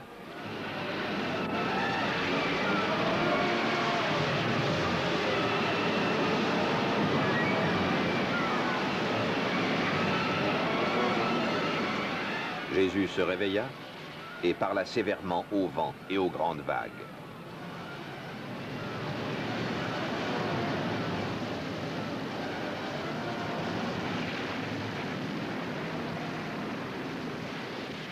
Ils s'apaisèrent. Il y eut un grand calme. Jésus dit aux disciples, « Où est votre foi ?» Mais ils avaient peur, étaient remplis d'étonnement et se disaient les uns aux autres, « Qui est donc cet homme? Il donne des ordres même au vent et à l'eau, et ils lui obéissent. »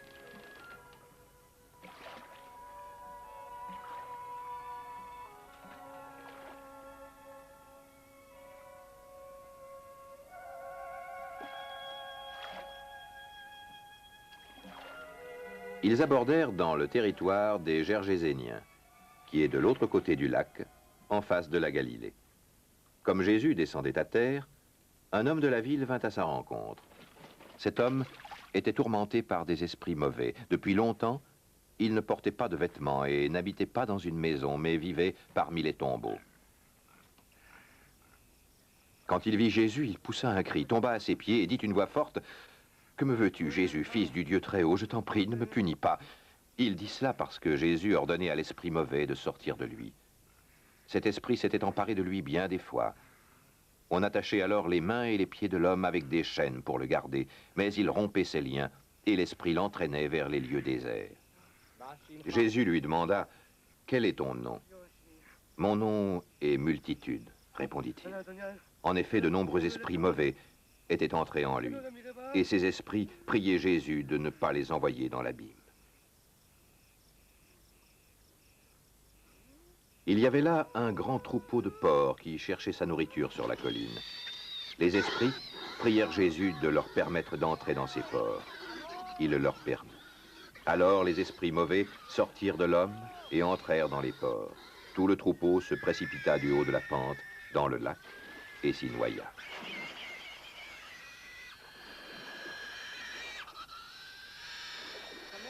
Quand les hommes qui gardaient les porcs virent ce qui était arrivé, ils s'enfuirent et portèrent la nouvelle dans la ville et dans les fermes. Les gens sortirent pour voir ce qui s'était passé. Ils arrivèrent auprès de Jésus et trouvèrent l'homme que les esprits mauvais avaient quitté. Il était assis aux pieds de Jésus, il portait des vêtements et était dans son bon sens. Et ils prirent peur. Ceux qui avaient tout vu leur racontèrent comment l'homme aux esprits mauvais avait été guéri. Alors toute la population de ce territoire demanda à Jésus de s'en aller de chez eux, car ils avaient très peur. Jésus monta dans la barque pour partir. L'homme que les esprits mauvais avaient quitté priait Jésus de le laisser rester avec lui. Mais Jésus le renvoya en disant, « Retourne chez toi et raconte tout ce que Dieu a fait pour toi. »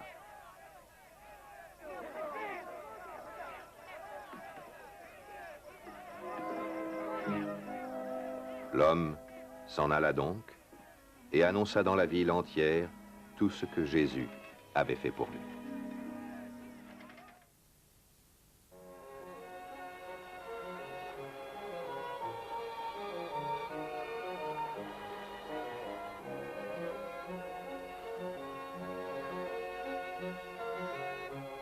Au moment où Jésus revint de l'autre côté du lac, la foule l'accueillit car tous l'attendaient. Un homme appelé Jairus arriva alors. Il était chef de la synagogue locale. Il se jeta aux pieds de Jésus et le pria de venir chez lui parce qu'il avait une fille unique, âgée d'environ 12 ans, qui était en train de mourir. Pendant que Jésus s'y rendait, la foule le pressait de tous côtés. Il y avait là une femme qui souffrait de perte de sang depuis 12 ans. Elle avait dépensé tout ce qu'elle possédait chez les médecins, mais personne n'avait pu la guérir. Elle s'approcha de Jésus par derrière et toucha le bord de son vêtement. Aussitôt, sa perte de sang s'arrêta. Jésus demanda « Qui m'a touché ?» Tous niaient l'avoir fait, et Pierre dit « Maître, la foule t'entoure et te presse de tous côtés. » Mais Jésus dit « Quelqu'un m'a touché, car j'ai senti qu'une force était sortie de moi. » La femme vit qu'elle avait été découverte. Elle vint alors, toute tremblante, se jeter aux pieds de Jésus. Elle lui raconta devant tout le monde pourquoi elle l'avait touché et comment elle avait été guérie immédiatement.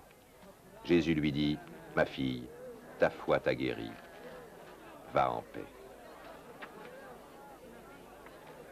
Tandis que Jésus parlait ainsi, un messager vint de la maison du chef Jairus et dit à celui-ci « Ta fille est morte. Ne dérange plus le maître. » Mais Jésus l'entendit et dit à Jairus « N'aie pas peur, crois seulement, et elle guérira. »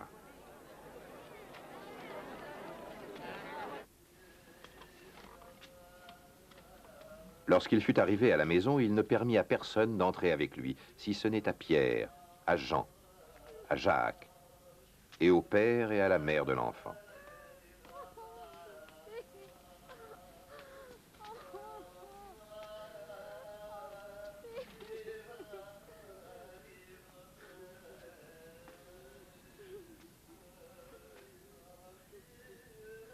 Tous pleuraient et se lamentaient à cause de l'enfant. Alors Jésus dit, « Ne pleurez pas, elle n'est pas morte, mais elle dort. » Ils se moquèrent de lui car ils savaient qu'elle était morte.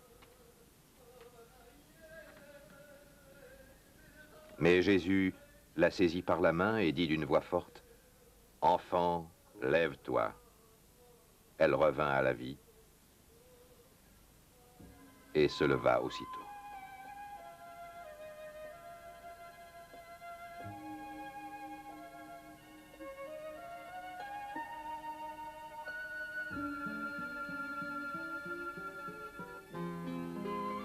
Jésus leur ordonna de lui donner à manger. Ses parents furent remplis d'étonnement, mais Jésus leur recommanda de ne dire à personne ce qui s'était passé. Jésus réunit les 12 disciples et leur donna le pouvoir et l'autorité de chasser tous les esprits mauvais et de guérir les maladies. Puis il les envoya prêcher le royaume de Dieu et guérir les malades. Il leur dit, « Ne prenez rien avec vous pour le voyage, ni bâton, ni sac, ni pain, ni argent. Et n'ayez pas 2 chemises chacun. Partout où l'on vous accueillera, restez dans la même maison jusqu'à ce que vous quittiez l'endroit. Partout où les gens refuseront de vous accueillir, quittez leur ville et secouez la poussière de vos pieds. Ce sera un avertissement pour eux. »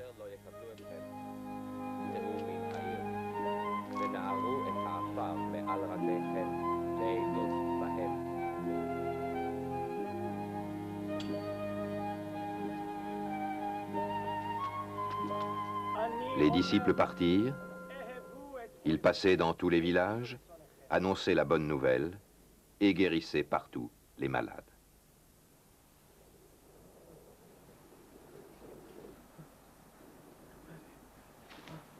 Cependant, Hérode, le gouverneur, entendit parler de tout ce qui se passait. Il ne savait qu'en penser, car certaines personnes disaient « Jean-Baptiste est revenu de la mort à la vie », d'autres disaient « C'est Élie qui nous est apparu », d'autres encore disaient « L'un des prophètes d'autrefois est revenu à la vie ». Mais Hérode déclara « J'ai fait couper la tête à Jean, qui est donc cet homme dont j'entends dire toutes ces choses ?» Et il cherchait à voir Jésus.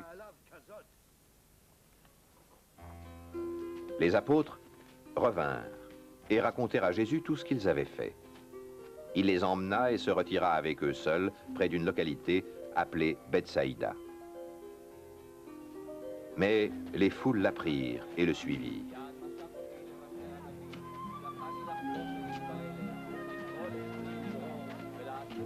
Jésus les accueillit, leur parla du royaume de Dieu et guérit ceux qui en avaient besoin.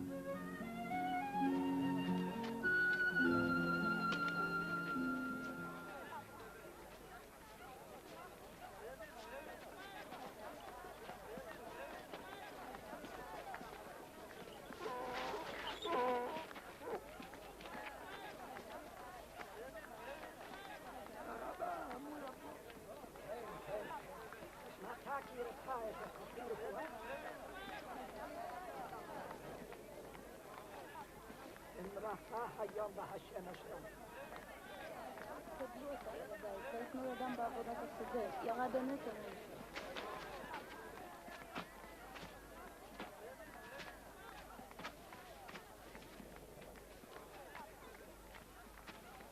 Comme le jour commençait à baisser, les 12 disciples s'approchèrent de Jésus et lui dirent « Renvoie la foule, afin qu'ils aillent dans les villages et les fermes des environs pour y trouver de la nourriture et un logement, car nous sommes ici dans un endroit isolé. »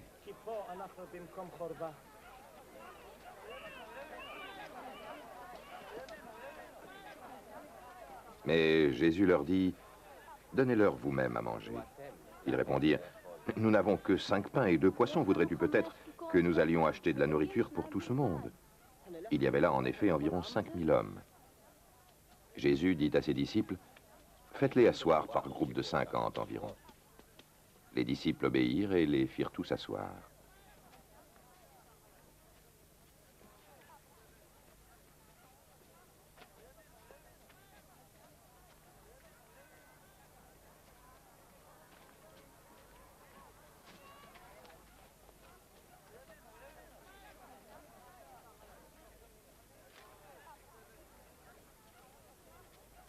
Jésus prit les 5 pains et les 2 poissons, leva les yeux vers le ciel et remercia Dieu pour ses aliments.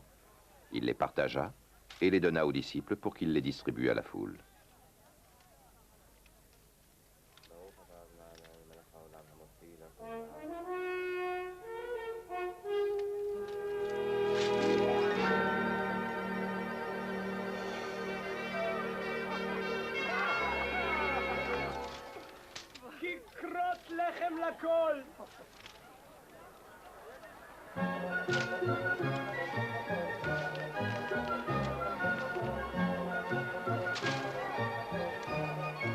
Tous mangèrent et eurent assez de nourriture.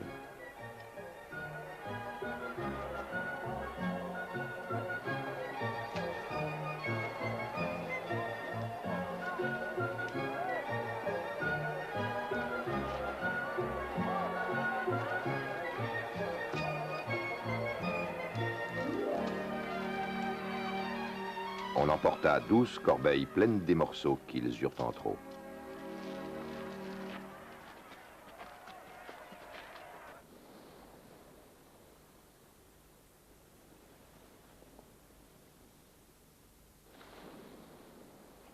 Un jour que Jésus priait seul, ses disciples le rejoignirent.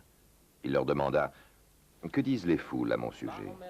Ils répondirent « Certains disent que tu es Jean-Baptiste, d'autres que tu es Élie, et d'autres encore que l'un des prophètes d'autrefois est revenu à la vie. » « Et vous ?» leur demanda Jésus. « Qui dites-vous que je suis ?»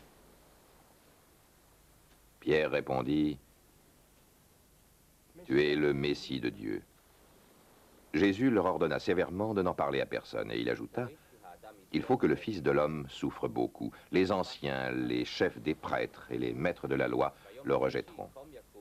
Il sera mis à mort et le 3e jour, il reviendra à la vie. »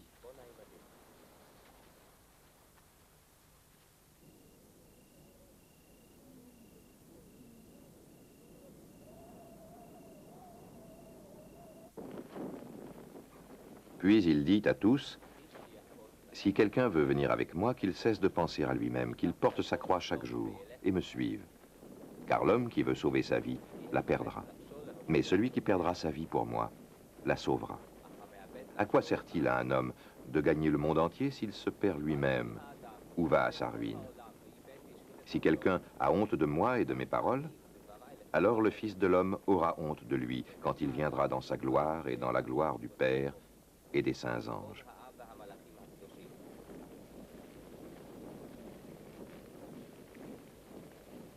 Je vous le déclare, c'est la vérité.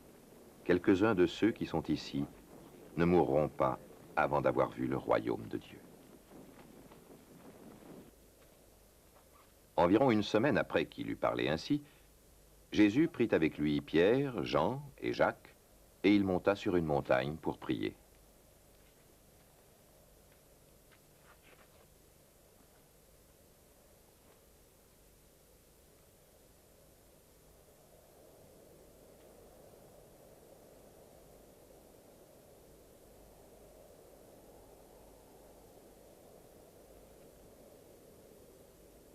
Pendant qu'il priait, son visage changea d'aspect et ses vêtements devinrent d'une blancheur éblouissante.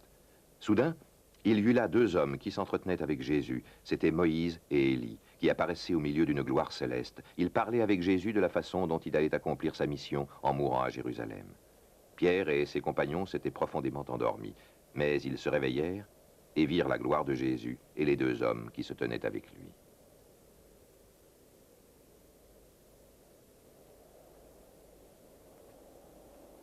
Au moment où ces hommes quittaient Jésus, Pierre lui dit, « Maître, c'est bien que nous soyons ici. Nous allons dresser 3 tentes, une pour toi, une pour Moïse et une pour Élie. » Il ne savait pas ce qu'il disait. Pendant qu'il parlait ainsi, un nuage apparut et les couvrit de son ombre. Les disciples eurent peur en voyant ce nuage les recouvrir. Du nuage, une voix se fit entendre. « Celui-ci est mon fils que j'ai choisi. Écoutez-le. » Après que la voix eut parlé, on ne vit plus que Jésus seul. Les disciples gardèrent le silence et, en ce temps-là, ne racontèrent rien à personne de ce qu'ils avaient vu. Le jour suivant, ils descendirent de la montagne et une grande foule vint à la rencontre de Jésus. De la foule, un homme se mit à crier, « Maître, je t'en prie, jette un regard sur mon fils unique. » Un esprit le saisit, le fait crier tout à coup, le secoue avec violence et le fait écumer de la bouche. Il le maltraite et ne le quitte que difficilement. J'ai prié tes disciples de chasser cet esprit, mais ils ne l'ont pas pu.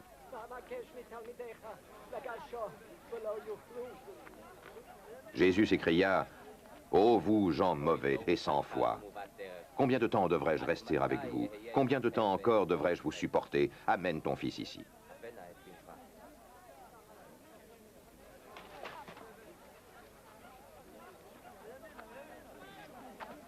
Comme l'enfant approchait, l'esprit le jeta à terre et le secoua rudement.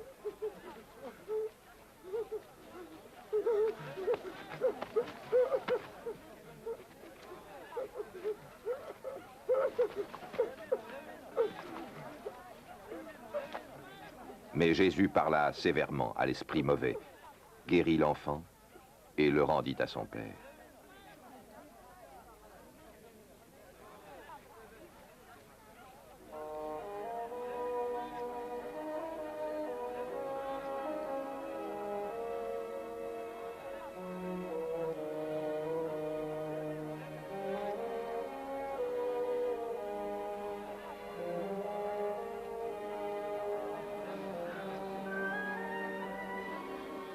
Et tous étaient remplis d'étonnement devant la grandeur de la puissance de Dieu.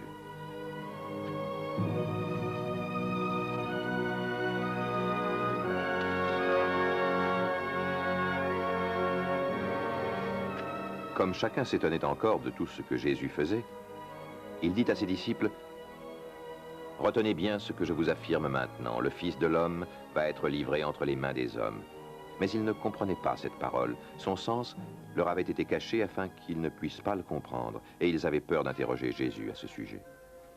Les disciples se mirent à discuter pour savoir lequel d'entre eux était le plus grand.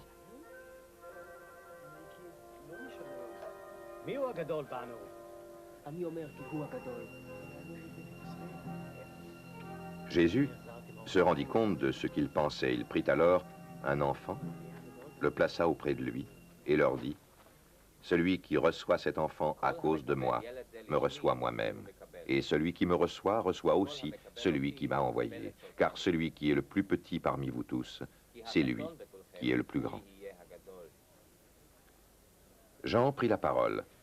« Maître, dit-il, nous avons vu un homme qui chassait les esprits mauvais en ton nom, et nous avons voulu l'en empêcher parce qu'il n'appartient pas à notre groupe. » Mais Jésus lui répondit, « Ne l'en empêchez pas, car celui qui n'est pas contre vous est pour vous. »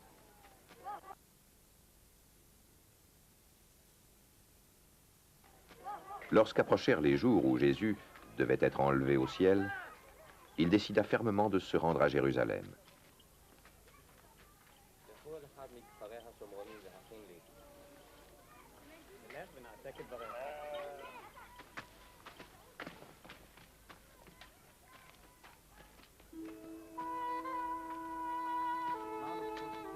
Il envoya des messagers devant lui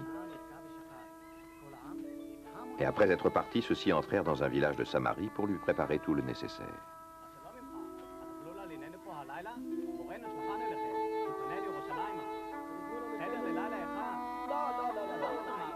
Mais les habitants ne voulurent pas le recevoir parce qu'il se dirigeait vers Jérusalem.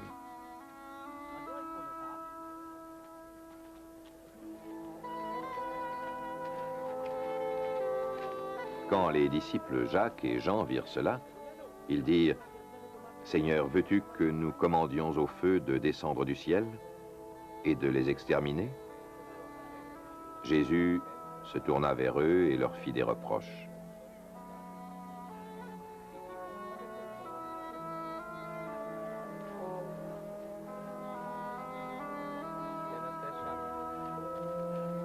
Et ils allèrent dans un autre village.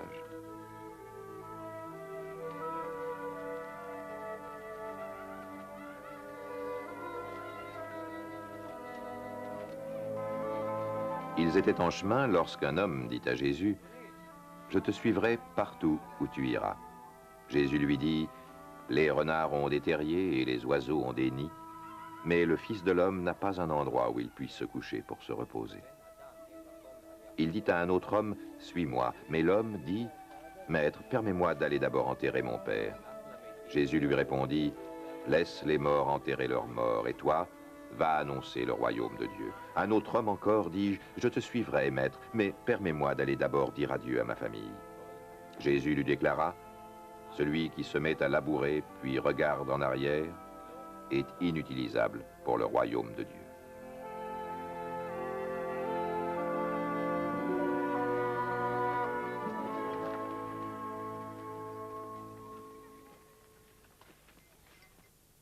Après cela, le Seigneur choisit 72 autres hommes et les envoya 2 par 2 devant lui dans toutes les villes et tous les endroits où lui-même devait se rendre. Il leur dit, « Il y a une grande moisson, mais peu d'ouvriers pour la rentrée. Priez donc le propriétaire de la moisson d'envoyer davantage d'ouvriers pour rentrer sa moisson. En route, je vous envoie comme des agneaux au milieu des loups. Ne prenez ni bourse, ni sac, ni chaussures. Ne vous arrêtez pas en chemin pour saluer quelqu'un. Quand vous entrerez dans une maison, dites d'abord « paix à cette maison ». Si un homme de paix habite là, votre salut de paix reposera sur lui. Sinon, retirez votre salut de paix. Demeurez dans cette maison-là, mangez et buvez ce que l'on vous y donnera, car l'ouvrier a droit à son salaire. Ne passez pas de maison en maison. Quand vous entrerez dans une ville et que l'on vous recevra, mangez ce que l'on vous présentera. Guérissez les malades de cette ville et dites à ses habitants, le royaume de Dieu s'est approché de vous. Mais quand vous entrerez dans une ville et que l'on ne vous recevra pas, sortez dans les rues et dites, nous secouons contre vous la poussière même de votre ville qui s'est attachée à nos pieds. Pourtant, sachez bien ceci, le royaume de Dieu s'est approché de vous. Je vous le déclare, au jour du jugement, la punition sera moins dure pour Sodome que pour cette ville-là. Malheur à toi, Chorazine, malheur à toi, Bethsaïda.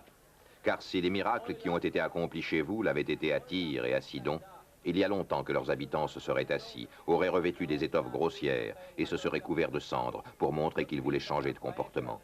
C'est pourquoi au jour du jugement, la punition sera moins dure pour Tyr et Sidon que pour vous. Et toi, Capernaum, crois-tu que tu t'élèveras jusqu'au ciel? Tu seras abaissé jusqu'au monde des morts.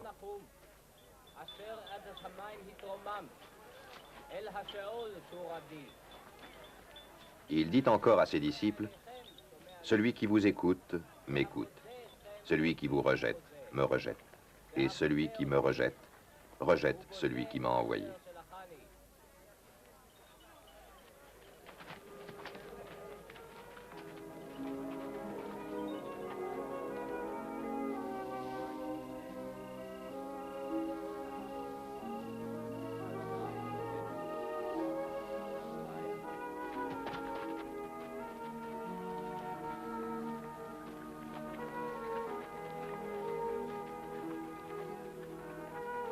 Les 72 envoyés revinrent pleins de joie et dirent, « Seigneur, même les esprits mauvais nous obéissent quand nous leur donnons des ordres en ton nom. » Jésus leur répondit, « Je voyais Satan tomber du ciel comme un éclair.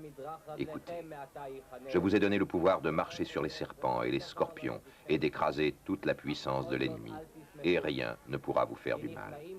Mais ne vous réjouissez pas de ce que les esprits mauvais vous obéissent. Réjouissez-vous plutôt de ce que vos noms sont écrits dans les cieux. » À ce moment même, Jésus fut rempli de joie par le Saint-Esprit et déclara, « Ô Père, Seigneur du ciel et de la terre, je te remercie d'avoir révélé aux petits ce que tu as caché aux sages et aux gens instruits. Oui, Père, il en est ainsi parce qu'il t'a plu de le vouloir. Mon Père m'a remis toutes choses. Personne ne sait qui est le Fils, si ce n'est le Père, et personne ne sait qui est le Père, si ce n'est le Fils, et ceux à qui le Fils veut bien le révéler. »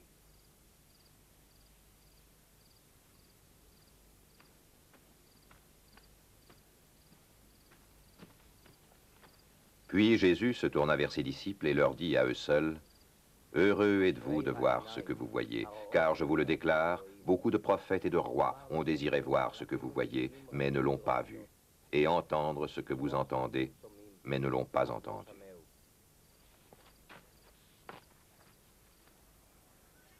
Un maître de la loi intervint alors. Pour tendre un piège à Jésus, il lui demanda, « Maître, que dois-je faire pour recevoir la vie éternelle ?» Jésus lui dit, « Où est-il écrit dans notre loi? Comment la comprends-tu quand tu la lis ?» L'homme répondit, « Tu dois aimer le Seigneur ton Dieu de tout ton cœur, de toute ton âme, de toute ta force et de tout ton esprit, et aussi tu dois aimer ton prochain comme toi-même. » Jésus lui dit alors, « Tu as bien répondu, fais cela et tu vivras. » Mais le maître de la loi voulait se donner raison. Il demanda donc à Jésus, « Qui est mon prochain ?»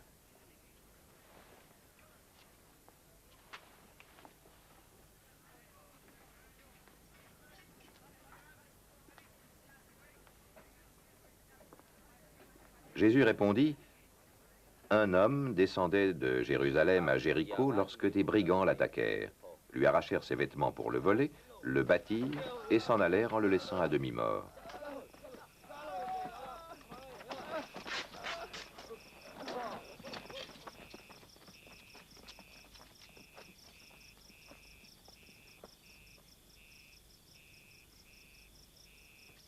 Il se trouva qu'un prêtre descendait cette route. Quand il vit l'homme, il passa de l'autre côté de la route et s'éloigna.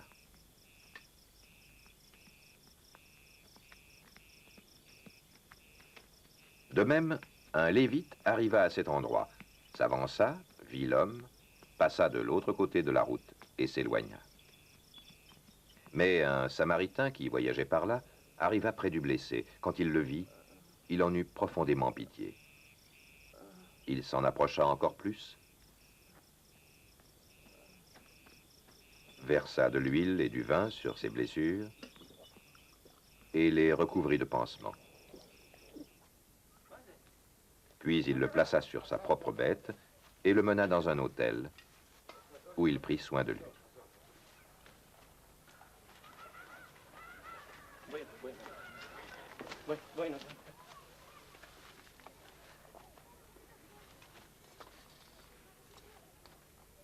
Le lendemain, il sortit 2 pièces d'argent, les donna à l'hôtelier et lui dit, « Prends soin de cet homme, lorsque je repasserai par ici, je te paierai moi-même ce que tu auras dépensé en plus pour lui. »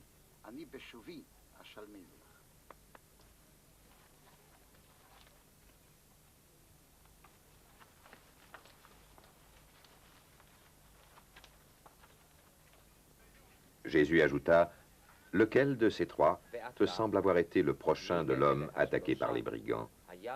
Le maître de la loi répondit, « Celui qui a été bon pour lui. » Jésus lui dit alors, « Va et fais de même. »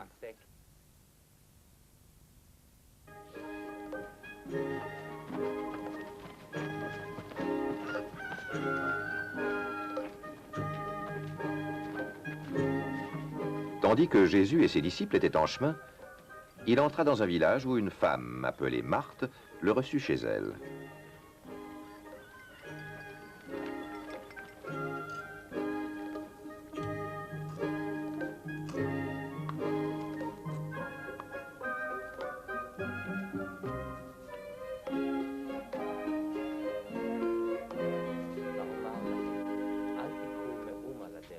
Elle avait une sœur appelée Marie, qui s'assit au pied du Seigneur et écoutait ce qu'il enseignait. Marthe était très affairée aux nombreux travaux du ménage. Elle survint et dit, « Seigneur, cela ne te fait-il rien que ma sœur me laisse seule pour accomplir tout le travail? Dis-lui donc de m'aider. » Le Seigneur lui répondit, « Marthe, Marthe, tu t'inquiètes et tu t'agites pour beaucoup de choses, mais une seule est nécessaire. Marie a choisi la meilleure part, qui ne lui sera pas enlevée.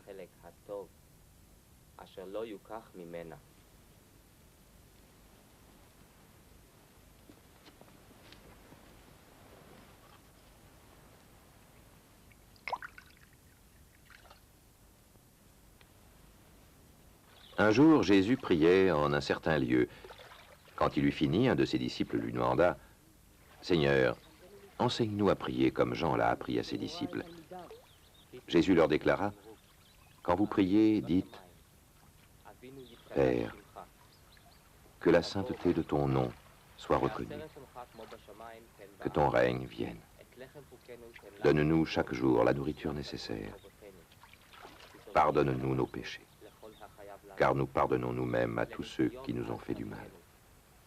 Et ne nous expose pas à la tentation. »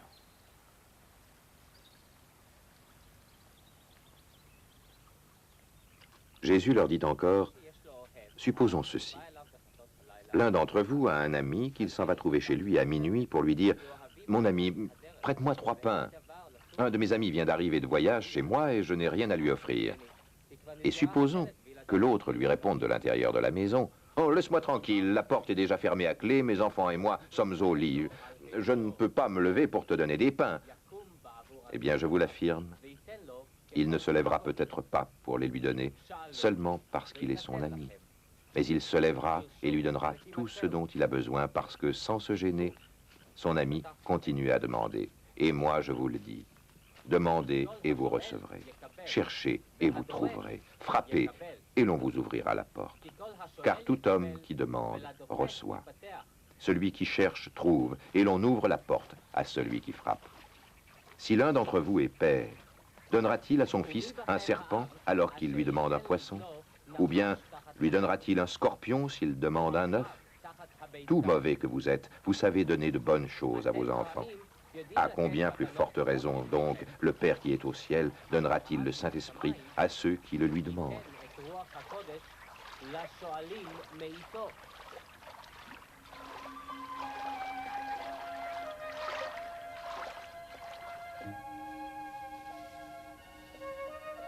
Jésus était en train de chasser un esprit mauvais qui rendait un homme muet. Quand l'esprit mauvais sortit, le muet se mit à parler et les foules furent remplies d'étonnement. Mais quelques-uns dirent, « C'est Belzébul, le chef des esprits mauvais, qui lui donne le pouvoir de chasser ces esprits. » D'autres voulaient lui tendre un piège. Ils lui demandèrent de montrer par un miracle que son pouvoir venait de Dieu.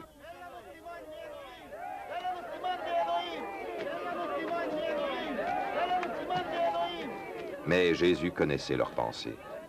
Il leur dit alors, « Tout royaume dont les habitants luttent les uns contre les autres finit par être détruit. Ces maisons s'écroulent les unes sur les autres. Si donc Satan est en lutte contre lui-même, comment son royaume pourra-t-il continuer à exister? Vous dites en effet que je chasse les esprits mauvais parce que Belzébul m'en a donné le pouvoir. Si je les chasse de cette façon, qui donne à vos partisans le pouvoir de les chasser, vos partisans eux-mêmes démontrent que vous avez tort. En réalité, c'est avec la puissance de Dieu que je chasse les esprits mauvais. Ce qui signifie que le royaume de Dieu est déjà venu jusqu'à vous. Quand un homme fort et bien armé garde sa maison, tous ses biens sont en sûreté. Mais si un homme plus fort que lui arrive et s'en rend vainqueur, il lui enlève les armes dans lesquelles il se confiait et il distribue tout ce qu'il lui a pris. Celui qui n'est pas avec moi est contre moi, et celui qui ne m'aide pas à rassembler disperse. Lorsqu'un esprit mauvais est sorti d'un homme, il va et vient dans des endroits desséchés en cherchant un lieu où se reposer. S'il n'en trouve pas, il se dit « Je vais retourner dans ma maison que j'ai quittée ». Il y retourne et trouve la maison balayée, bien arrangée. Alors, il s'en va prendre 7 autres esprits encore plus mauvais que lui. Ils reviennent ensemble et s'installent là. Finalement, l'état de cet homme est donc pire qu'au début. Jésus venait de parler ainsi quand une femme s'adressa à lui du milieu de la foule. « Heureuse est la femme qui t'a porté en elle et qui t'a allaité. » Mais Jésus répondit, « Heureux plutôt ceux qui écoutent la parole de Dieu et lui obéissent. »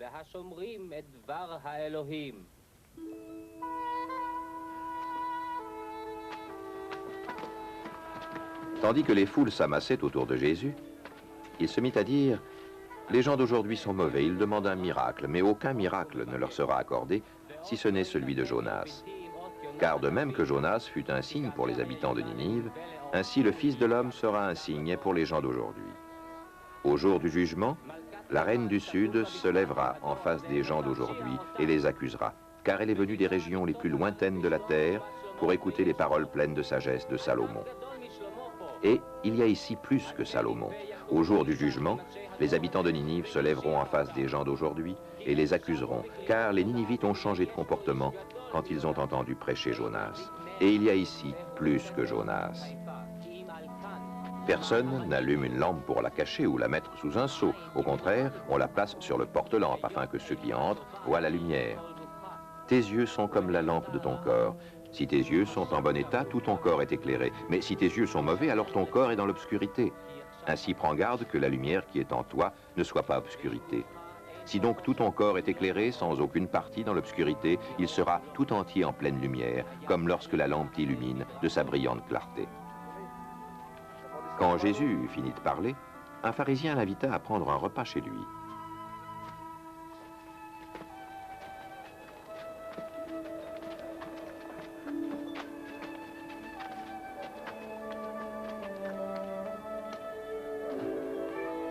Jésus entra et se mit à table.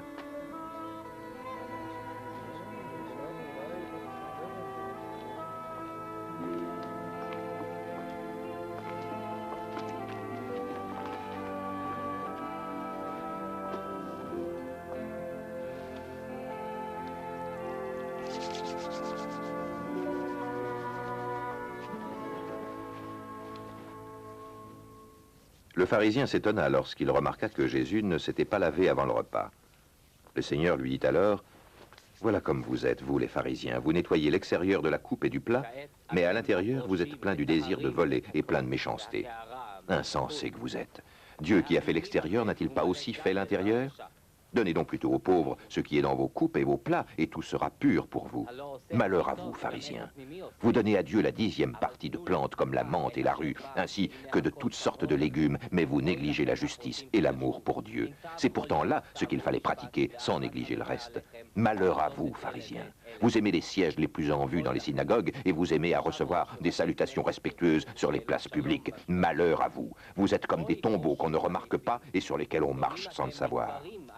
Un des maîtres de la loi lui dit, « Maître, en parlant ainsi, tu nous insultes, nous aussi. » Jésus répondit, « Malheur à vous, maître de la loi. Vous mettez sur le dos des gens des fardeaux difficiles à porter et vous ne les aidez pas, même du bout d'un seul doigt, à porter ces fardeaux. Malheur à vous. Vous construisez de beaux tombeaux pour les prophètes, ces prophètes que vos ancêtres ont tués. Vous montrez ainsi que vous approuvez les actes de vos ancêtres, car ils ont tué les prophètes, et vous construisez leurs tombeaux. C'est pourquoi Dieu, dans sa sagesse, a déclaré « Je leur enverrai des prophètes et des apôtres. Ils tueront certains d'entre eux et en persécuteront d'autres. Par conséquent, les gens d'aujourd'hui seront punis pour le meurtre de tous les prophètes qui ont été tués depuis la création du monde, depuis le meurtre d'Abel jusqu'au meurtre de Zacharie, qui fut tué entre l'autel et le sanctuaire. Oui, je vous l'affirme, les gens d'aujourd'hui seront punis pour tous ces meurtres. Malheur à vous, maître de la loi. Vous avez pris la clé permettant d'ouvrir la porte du savoir. Vous n'entrez pas vous-même et vous empêchez d'entrer ceux qui le désirent. » Quand Jésus eut quitté cet endroit, les maîtres de la loi et les pharisiens se mirent à lui manifester une violente fureur et à lui poser des questions sur toutes sortes de sujets. Ils lui tendaient des pièges pour essayer de le surprendre en train de dire quelque chose de faux.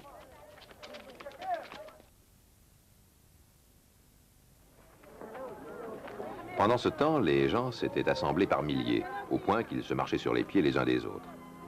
Jésus s'adressa d'abord à ses disciples. « Gardez-vous, leur dit-il, du levain des pharisiens, c'est-à-dire de leur hypocrisie. Tout ce qui est caché sera découvert et tout ce qui est secret sera connu. C'est pourquoi tout ce que vous aurez dit dans l'obscurité sera entendu à la lumière du jour, et ce que vous aurez murmuré à l'oreille d'autrui dans une chambre fermée sera crié du haut des toits.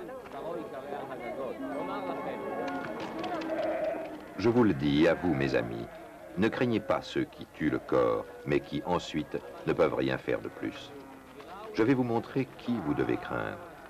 Craignez Dieu, qui, après la mort, a le pouvoir de vous jeter en enfer. Oui, je vous le dis, c'est lui que vous devez craindre. Ne vend-on pas 5 moineaux pour 2 sous? Cependant, Dieu n'en oublie pas un seul, et même vos cheveux sont tous comptés.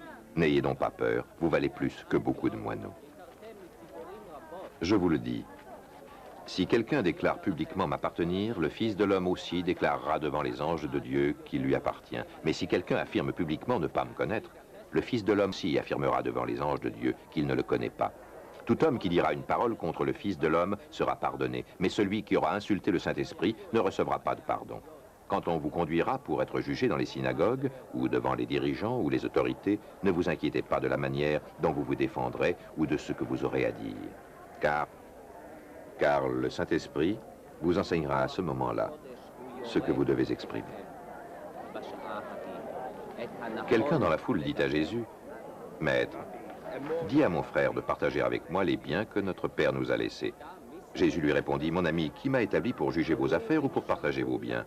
Puis il dit à tous, « Faites attention, gardez-vous de tout amour des richesses, car la vraie vie d'un homme ne dépend pas de ses biens, même s'il est très riche. » Il leur raconta alors cette parabole.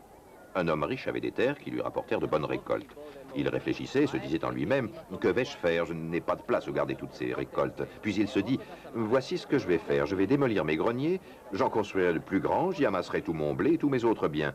Je me dirai ensuite à moi-même, « Mon cher, tu as des biens en abondance pour de nombreuses années, repose-toi, mange, bois et réjouis-toi. » Mais Dieu lui dit, « Homme insensé, cette nuit même tu cesseras de vivre. Et alors, pour qui sera tout ce que tu as gardé pour toi? » Jésus ajouta, « Ainsi en est-il de celui qui amasse des richesses pour lui-même, mais qui n'est pas riche aux yeux de Dieu. »